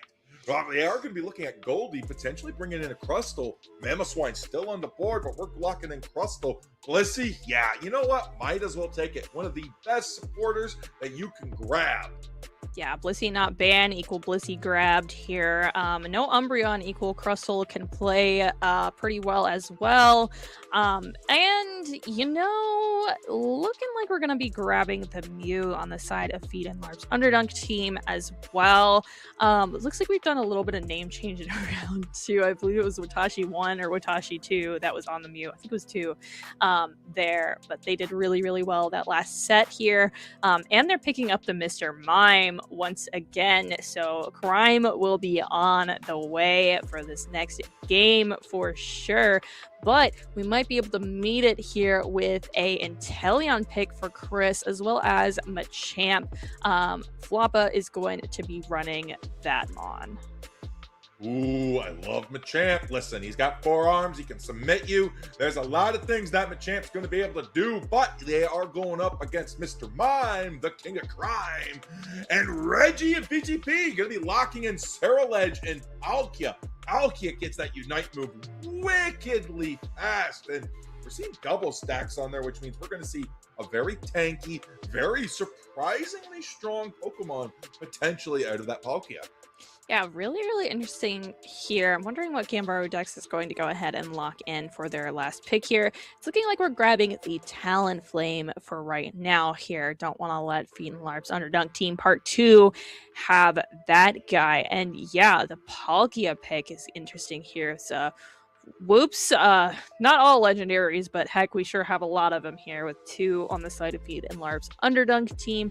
I haven't gotten to see Palkia play in competitive before, so this is going to be pretty interesting right now. But yeah, it's gonna be interesting, and it's looking like BTP is actually going to be grabbing the Yveltal. Yeah, Yveltal also going to be coming in with that Curse Incense there as well. So Blissey is running that special attack specs, which means we are most likely going to be seeing those eggs there. I don't know why you would run that with the Safeguard build or that Helping Hand. Maybe you want to get that extra power with the slap combo. You know, I mean, listen, Blissey throwing hands, that's always an insane thing to do. One of the best secures in the game, especially the early game. If you see a Blissey out secure you, you know what? Like, it's going to happen. Yeah, I mean, you really just can't feel any type of way about it. You can't internalize it because it just happens like that. It's just really, really good there. But yeah, Blissey eggs there as well. And Blissey has some really great secure options as well. I mean, even its ult there. But we are going to be going ahead and heading straight on in here. This grand finals best of 3 set here. Feet and Larp's Underdunk team going to be our purple team once again, and Gambarudex is going to be our orange side. With that Inteleon and Crustle combo heading down this bot lane here, facing off against Mew and Mr. Mime. Listen, I know I said Mr. Mime was the king of crime, but it's got to be criminal to send Yveltal and Palkia into the same lane. I don't care who you're up against. That Machop already gone. Poor little Chansey not able to do anything. The first scores going to Palkia Yveltal. Going to be putting them up to 14. That's a nice little chunky experience there that's going to be able to get from those scores. But yeah, the KO is what matters the most. Now we do have Talonflame as the little Fletchinder coming in. They get on top of the Yveltal. Not able to make use of the Buddy Barrier yet, and it goes down. Blissey claiming that KO. Blissey wants blood, folks. Yeah, we did force the eject there off of our Fletchinder because Reggie is up here and they are Ceruledge. They have both buffs and they are big and strong. We don't want to do too much with Reggie over here right now, but we are going to be taking and grabbing as many of these Swablues and Altaria as we can. And the Crustle is kind of caught in the middle of just a ton of damage right now. As Feet and Larp's Underdunk team is going to be pushing in, but there is a lot that is meeting them with Gambarudex on this top tier 1. So they go ahead and back off. Really tough lane now on the top side there as Yveltal gets Oblivion Wing. Now and then on the bottom side there, Mr. Mime continuing to his crime spree there, going into Central Pay, just invading, you know, all of that. We got 4 members of Gambarudex trying to take them down. Finally do, but how much lane advantage do we just give up? Yeah, no, they definitely sent a lot to try to counter that one Mr. Mime in the central path there. Blissey trying to get some stacks up this top lane here with Curry, just absolutely not wanting it to let them here. This Palkia is hitting kind of hard right now, but they do go ahead and get 2 stacks. That's 2 points on the board for Gambarudex. Reggie following up on that KO there and taking Blissey down. Overtoning needs to get some sort of experience on the board. They're going into 3 very powerful Pokemon by themselves. Yeah, Gambarudex on the back foot. The momentum and the tempo still in Feet and Larp's Underdunk's Team Part 2's favor. They really have that going for them. Mr. Mime's going in for the engagement, though. We get the evolution on the Talonflame. We're finally a character, but we don't get to enjoy it as we are quickly taken down. Yeah, they are indeed 93-2. Becomes 103-2 there. And, I mean, Mew has been holding it down bot lane for a while now. While all of this has been happening, and then Reggie Drago's on the board, so we are seeing some contention for that here. Machamp does end up going down, as well as Blissey to Reggie here. Reggie is looking really big and really strong right now. While this has been happening, though, Gambarudex has been grabbing that Regieleki down that bot lane. Nice play for them on their side right now. But the Regieleki does just kind of go in, and it doesn't look like we are looking to score in it. The Talonflame might be able to here, but we might also pay for it with a lot of damage over on this side. Yeah, they're able to dodge a couple of quick attacks, going for the fly, but they get baited out and they get taken down while in the flame sweep. Ceruledge is burned, just too strong. Blissey falls down. That's 2 KOs against Gambarudex as Feet and Larp's Underdunk Team Part 2 is taking advantage of the bottom lane. Lane objectives are not up because they are gone. But Reggie Drago still here, waiting to be like, guys, I'm a character too. Please, I'm an objective. I'm useful. And there we go. The Yveltal gets that score speed boost. Yes, it does indeed here. And we're trying to secure some of these Swablues and Altarias right now. Rock Tomb does come out, but we're kind of just poking at each other at the moment here. Gambarudex doesn't want to get too far on that side. It doesn't look like either team really does here. Curry might be looking for some vision here down this mid lane, but Chris is looking pretty low as that Inteleon does get caught out there with Mime taking the last hit on them. That Unite move does end up coming out right there, but the Flame Sweep does come out and does push them back towards their tier 1. Huge save by that Buddy Berry from the Yveltal as well. Now we're going in. There is the Palkia Unite move coming down. Yes, a hit there. Going to be able to lock them in. The Revenant Ren comes through as well. Crustal holding the line. Massive KO from Inteleon as the Rubble Rouser comes out. You've made the Crustal mad, and now Ceruledge is about to pay for it. Yeah, one good snipe here might make all of the difference, but it's a couple A presses that do it there on Reggie as well. They were very, very low. Really great job, but yeah, I mean the eggs are working to try to keep that Machamp up, give him some snacks while all of this is going on. And yeah, Palkia is looking like, I believe that's the Unite move once again. It did get that back extremely quickly hard. It does indeed. It's almost like it's just a third move for it as well. Quick 2 KOs though, as Regieleki is now going to be resetting. Pete and Lark's team, Underdunk Team Part 2, has to back off there. And even though the score, 143 to 83, is in favor of Fluke 2, Gambaru Dex is back on the board. They are, and they are making some great plays right now, capturing that Regieleki for the second time throughout this match. The Yveltal Unite move does come out once again, and we are trying to keep Gambaru Dex on their side as much as possible, just ignoring that Regieleki barreling towards our top bot tier 1 right now. The Flame Sweep is out from the Talonflame once again, but that's a 2 KO streak there from Reggie. They're just able to take down so many, with the Palkia following up with some damage as well here, and yeah, I mean, the second time Pete and Larp's Underdog team has just ignored the Regieleki and just said, hey, I am out to get y'all off the board. I don't really care about this Regieleki right now. Mr. Mime gets submitted. There goes the Barrage Blow. Very late Unite move coming out from that Machamp. 8-second cooldown now. Lots of experience on the board to try to get it, but that Ceruledge is going to be going down. Once more, though, 2 members down from Fluke 2. We are seeing Gambaru Dex able to come back, take these fights in a nice, good fashion. Nice get away, but the Swablu! The Swablu claims the KO on Inteleon!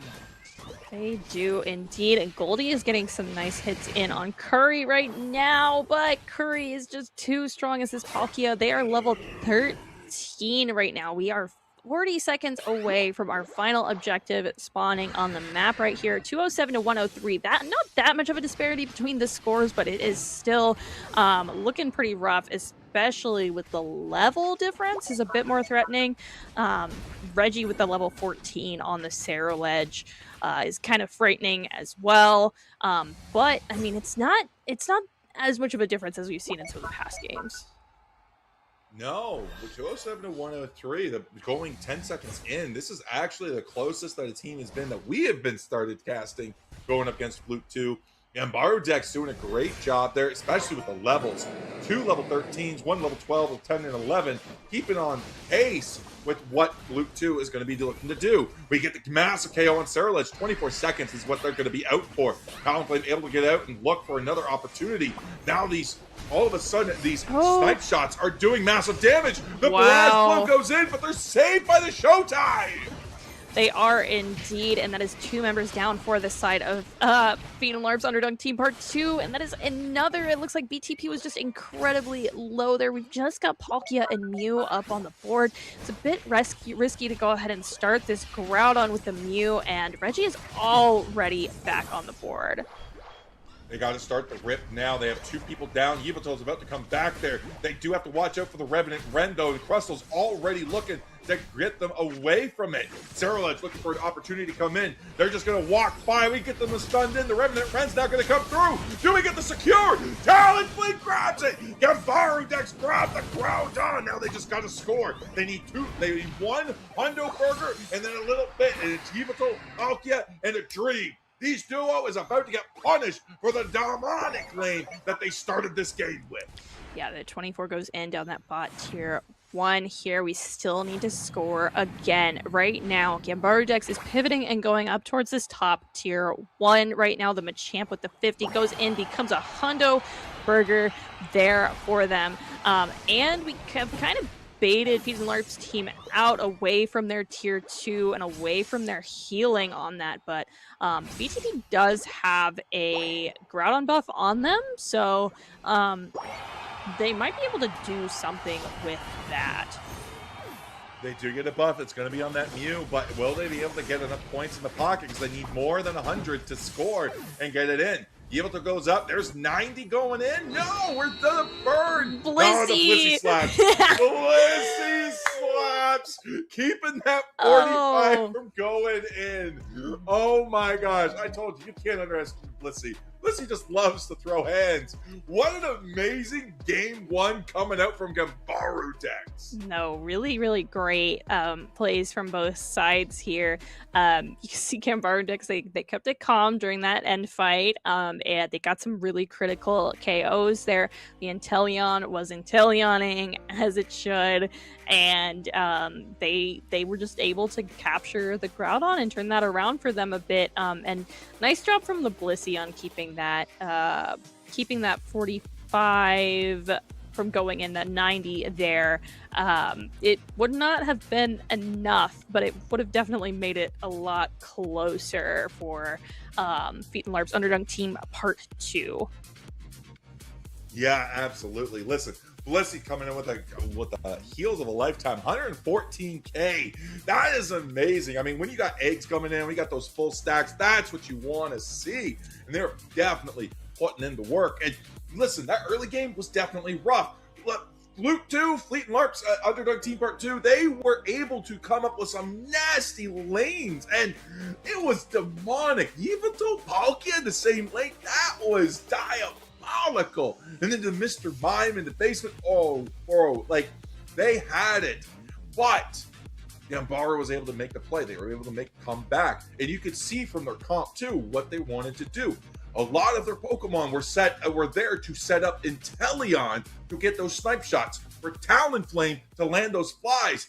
Those tools no longer in the pocket, because this is All-Star Draft, baby, which means all those 10 Pokemon gone. 6 more about to hit the roster, and that means all new teams coming in for game number 2. It will be indeed, and Feet and Larp's Underdog team is banning the Psyduck once again, so we might not see it at all during this set right now. Umbreon also going to be banned out right away. Reggie is looking at taking Snorlax off the board there, and yeah, I'm interested to see. The Hoopa is also not escaping the ban slot for Gambaru Dex. They don't want to see that guy, and I don't know, we sat on Phalanx for a minute and it made my brain short circuit a little bit, but yeah, no, Blastoise is going to be knocked out there. Snorlax, Blastoise, Umbreon, and now for Alligator already gone. But for the tank side there, that is going to leave Mamoswine up. Lapras, also very popular pick, still on the board there. Trevenant, that we saw as well. Really good Pokemon there, but looks like Feet and Larp's Underdunk Team Iteration 2 is going to be picking up that Mamoswine in the first slot. You got 5 seconds to prove me a liar. Well, yeah, there they go. There it is. There it is. As they always do. There is Curry playing the Zacian there. Not a lot of surprises. They seem to like the high damage output mons there, like the Mimikyu being able to rip, as well. The Palkia was doing tons. Listen, I haven't seen what that thing does, so no idea. I just know Curry was doing a really great job on it there. But Gambaru Dex going for a really strong couple picks here with the Alchemy and the Mamoswine picks right away here. If we can get that Mamoswine up early, we might be able to really do something against Feet and Larp's Underdunk team part 2. I'm trying. It's long. I'm trying. Yeah, that's all right. Alcremie has a lot of good potential here with healing. Although they're not running like any specs or anything like that, they are running that Rescue Hood, though recently did get buffed. So, and a few patches ago, which means that it's a lot more viable now. I'd love to see it. Eldegoss running the same thing there. paired with the Mammoth Swine, paired with the like against the Espeon there. I'm really hoping we see some razzle and dazzle. I want to see Decorate, and I want to see Dazzling Gleam coming out here. We're most likely going to be seeing the most broken healing move they've ever put into this game, but that's what I want to see. Yeah, for sure. Yeah, Quaquaval picked for Gambaru decks as well as Skeledirge. Espeon and Eldegoss for Feet and Larp's Underdunk team, as well as Leafeon and Trevenant. So they'll have some pretty good early game with those two Mons, and Trevenant as well, I believe. So they've been able to get really good early leads, so that might be a little tough for Gambaru decks, especially if they do go for this Gyarados. Nope, just kidding. We do grab Zoroark there. Recently buffed Zoroark. But they have some really great early game on the side of Feet and Larp's Underdunk team, so Gambaru decks is going to want to make sure that they are meeting that early on to try to not let them snowball as they have through a lot of their games that we've seen previously. Potential healers on both teams, and we don't have any Curse Incense, although we did see the Rescue Hood get swapped off for a Muscle Band, so maybe this is a Leaf Tornado Eldegoss. You know, I would love to see it. I love seeing unorthodox plays. I love to see different moves. I love to see what's kooky in Unite, and I'll tell you right now, a Leaf Tornado Eldegoss would absolutely be like, chef's kiss. I believe I actually did see one in play earlier in the night through this Underdunk. I think IMAX pointed it out when we were watching just a little bit before this. And yeah, definitely not a common move set here, but there's some at stake here. If Gambaru Dex takes this game, they will be taking this set, and they will be the winners of Underdunk 90 here. So Feet and Larp's Underdunk team is going to have to put in some work here and make sure that they don't run away with the game in the last couple minutes like they did this last time.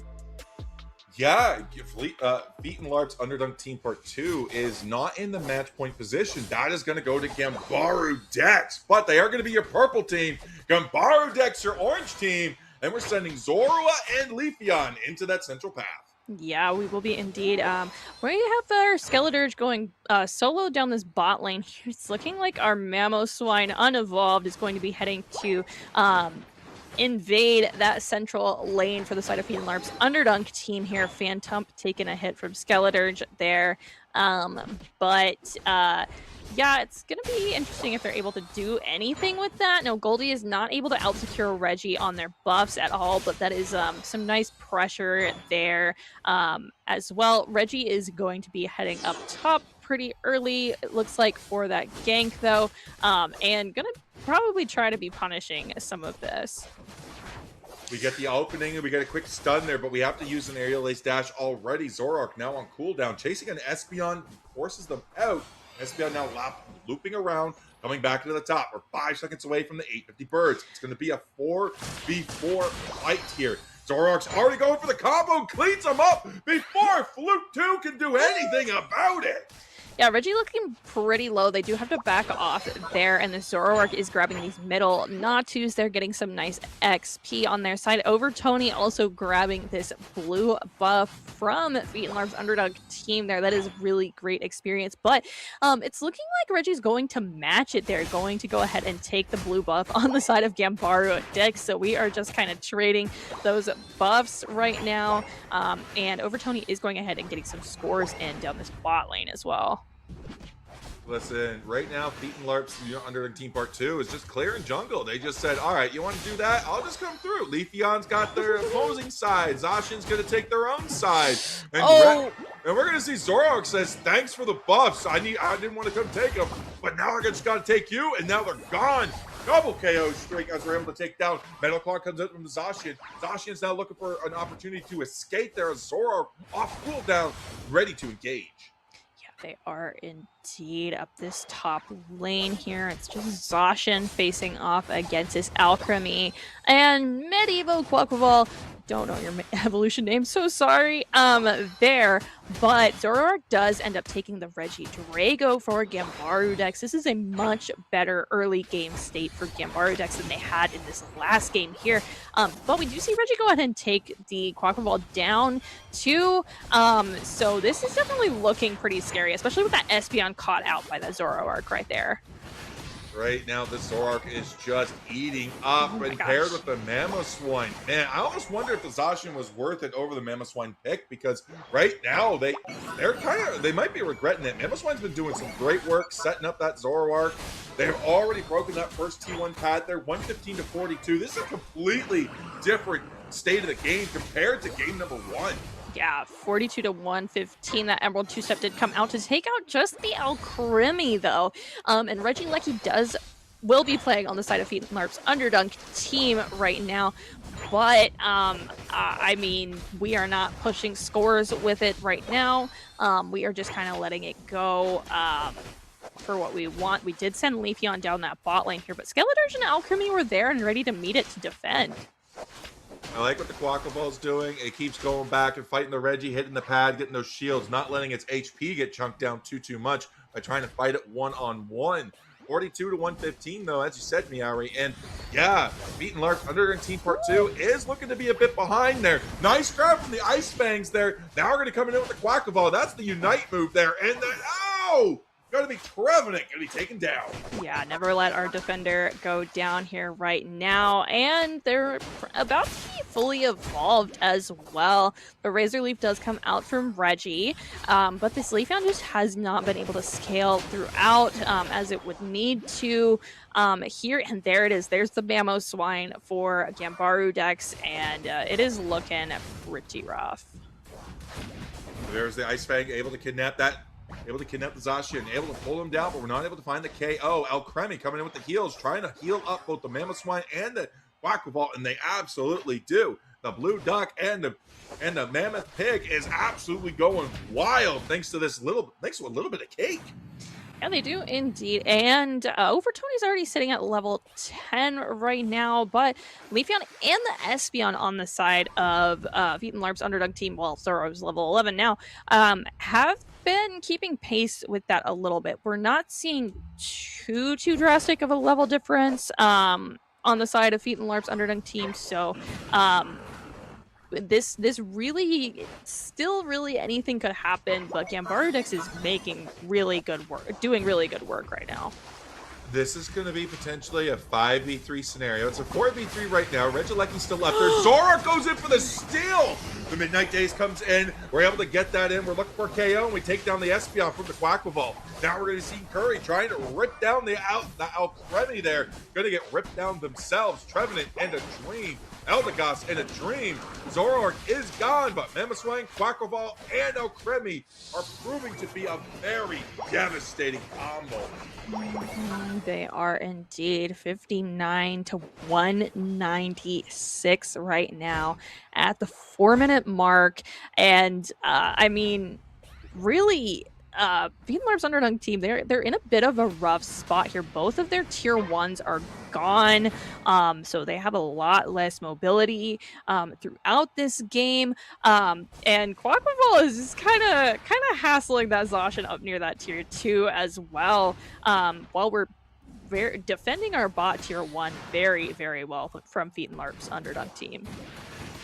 Points trying to go in and take down the Trevenant there, but the Espeon comes up and says, "Not on my pad, you don't." Able to take him down with a little help from the Eldegoss. Zoroark now looking to rip the Regidrago, supported by Alchemy and Mamoswine, now hunting down Eldegoss. Eldegoss gonna get caught out there, but the stuns from Espeon enough to save it, but only momentarily. Only momentarily, yeah. Zoroark is definitely showing off that those recent buffs right now. It is super duper strong. Reggie trying to get a KO on them, but Reggie ends up getting taken down by Curry on not Curry, by these oh my gosh, who did they get? I don't even know. There was a lot that was going on. But 59 to 196, and we are already 40 seconds away from Groudon spawning in right now. And the Espeon is higher level than our original central laner right now. Yeah, level 13 on Espeon, level 13 on Zacian, 13 on Zoroark, and 12s on Leafeon, Skeledirge, and Quaquaval. Levels across the board are actually relatively even. Mamoswine only being one above the rest, but favors now in favor for Luke 2, triple 13s. Reggie Rock is now going to be a buff that they have. There we go. The Trevenant comes in with a huge Forest Rend there coming in, and now it is going to be great. They got the extra damage, but Leafeon's going to go in with a huge Emerald 2-step. Going to get taken down, but the Bloody Crimson Supreme comes out, heals them back up to full. Groudon has spawned, and the game is now afoot. Now we're going to be looking for an engagement there. We're able to find Curry, suss them out as we get a little bit of taps on Groudon. Trying to bait them in, trying to find an opportunity, Miari. Yeah, we are trying to find a way to get in here. Gambarudex is pretty big, though. And Leafeon was, they were taken down so quickly right now. We're just kind of poking around, seeing where we can start and engage, but it'll be Feet and Larp's Underdunk team that's positioned near that top side of this pit right now. And Gambarudex is pretty confidently holding this right now. We are in position to isolate that top side there. We can go for a cheeky backcat score if the need arises there, but that Groudon is still a threat because Gambarudex is straight into that central path. Leafeon trying to get behind there. Going to be taken down by the Zoro combo. That's going to open it up for Flute 2 to go straight for the Groudon. We still have the Unite move. We're going in. Skeledirge grabs the Groudon in 1, 2, 3, 4. Espeon in a dream as Feet and Larp's Underdunk Team version 2. Dreams goes up in smoke. Yeah, that 100 is going to go in uncontested, but our teammates aren't up quick enough to defend from 5 members of Gambarudex here. Tons of scores going in right now. The Emerald 2-step to follow it up, but we do see that Sword Power take out the Skeledirge right now, and we are playing on Feet and Larp's Underdunk team's home pad, and it is looking kind of scary. So that's a 2 KO streak for our Espeon right now. We've given a lot of our buffs away, but it's just a little bit too late in the game to actually make a difference. I had some hopium there, but I think this is going to be going to Gambarudex. I mean, even in that scenario, it's the Espeon that picked up the 3 KOs. That means it's the Espeon that got the 3 buffs, which means they were the only one on the team for Flute 2 to have those buffs. Gambarudex coming back very strong into game number 2. Going to be your Underdunk 90 champions, which is amazing to see the comeback, especially from what we've seen of Feet and Larp's Underdunk Team Part 2 and the memento and tempo disruption that they just had across the board. Really great job from both sides there. You can see that Alchemy did tons and tons of healing, super hard to get through on their side. Yeah, it was definitely really rough, and the Zoroark was just able to run away with so many KOs. Yeah, it was kind of crazy. You see the Skeledirge, they went in for that secure as well on that Groudon. They were the ones that got it for Gambarudex, and it's not surprising. Hyper Voice has such a strong move. You gotta watch out for it. And Gambarudex did a great job of just trying to set up for it. Took down the Leafeon, but Feet and Larp's used Underdunk Team Part 2. They did a really great job. And Kyle, welcome back. Bro, you gotta tell us, what did you think of that set? I mean, that was pretty insane. I've been thinking that Skeledirge is pretty good. I feel like the stats haven't really supported it for a while, but I feel like this set, the way that Pokemon was able to provide impact in the back line really kind of showed the value that thing could have. Because I thought it played really well. You don't see it a ton, but we did see it a bit tonight. I imagine that we'll probably see it at Worlds next week, too. I hope so. Man, that was so fun to see. I like the Skeledirge. We got the Zoroark. We've got Quaquaval. Listen, we were one Pokemon away from the Paldean trio, okay? I mean, true. Yeah, we just needed the Meowscarada. Could have had it all. Yeah, no, that was definitely a super great set to see. Gambarudex, I mean, they just came back in that second game with a vengeance, and they said, our early game, we're taking it back, and we are just running with it throughout. Yeah, fun. We saw a lot of speedsters tonight. It was a really fun tournament. Congrats to Gambaru Dax. Very well earned, and they looked dominant in this set. But we saw a decent amount of speedsters. We saw some Zoroark. We saw some Absol. Obviously, Leafeon in that last set. But I feel like the speedster role seems to be pretty flexible. We've seen some teams just kind of go like lean fully into the bulk, but I still feel like we shouldn't be sleeping on a lot of these speedsters because something's going to happen at Worlds and we're going to see like some team break out something crazy. I think we saw even a Meowscarada at some point in this tournament. So a lot of good options still to be had. But yeah, Underdunk number 90, last one before Worlds. I know we have a little bit of time. I mean, let's take a little bit of time around the room, kind of what our thoughts are, tournament itself, going into Worlds. How are we feeling about the meta? How do we feel about the Pokemon that are picked tonight? And what do we think is going to get picked most at Worlds? We'll start with you, Meowry. How are you feeling? Oh my gosh, I am feeling pretty excited to see. This will be my first Worlds that I go to, so Awesome. I'm really interested to see what the teams end up pulling out there. But really, I'm not super sure. I saw a little bit about Solgaleo, and I am hoping that it's pretty relevant because I love it, just design wise, and everything is super cool. But yeah, tonight was very interesting to see some of the mons that came out. Like you said, the Meowscarada.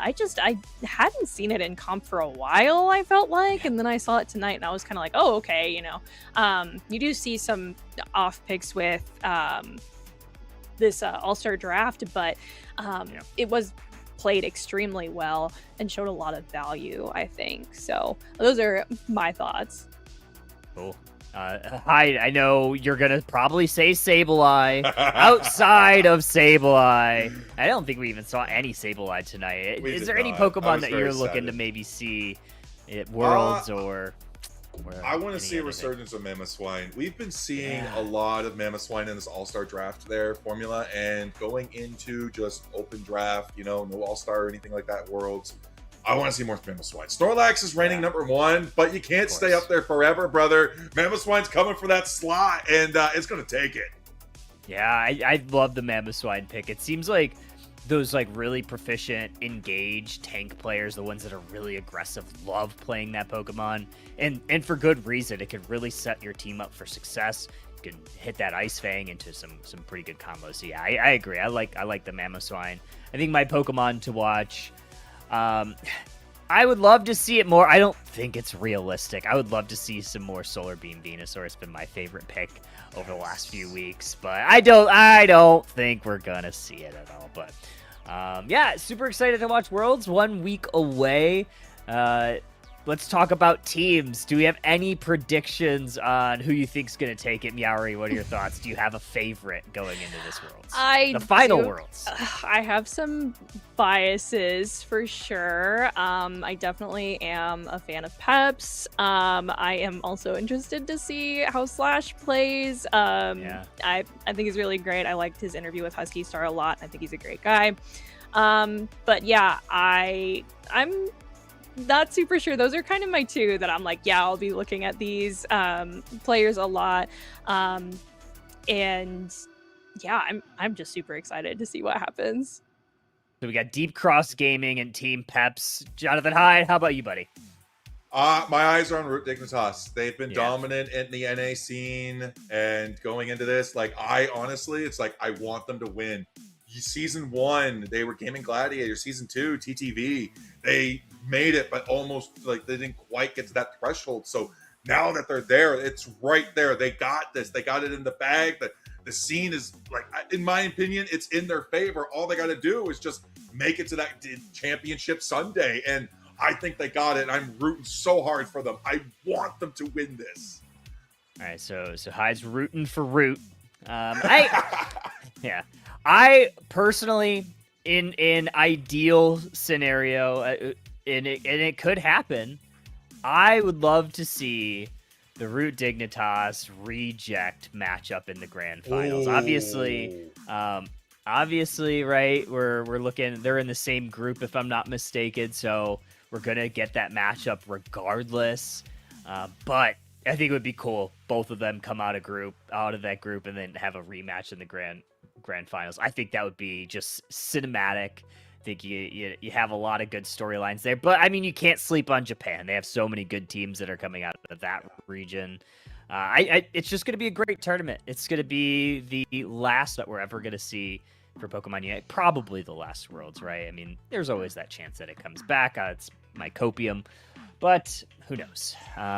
Yeah, I'm also rooting for Dig. I think they've put in a lot of really good work this season. They've showed up at all of the ICs. I think it's just a matter of time if they put it all together and they have a really strong Worlds. I think this team definitely can go far. But I think that's it for us tonight. Congrats to Gambaru Dex, Underdog number 90.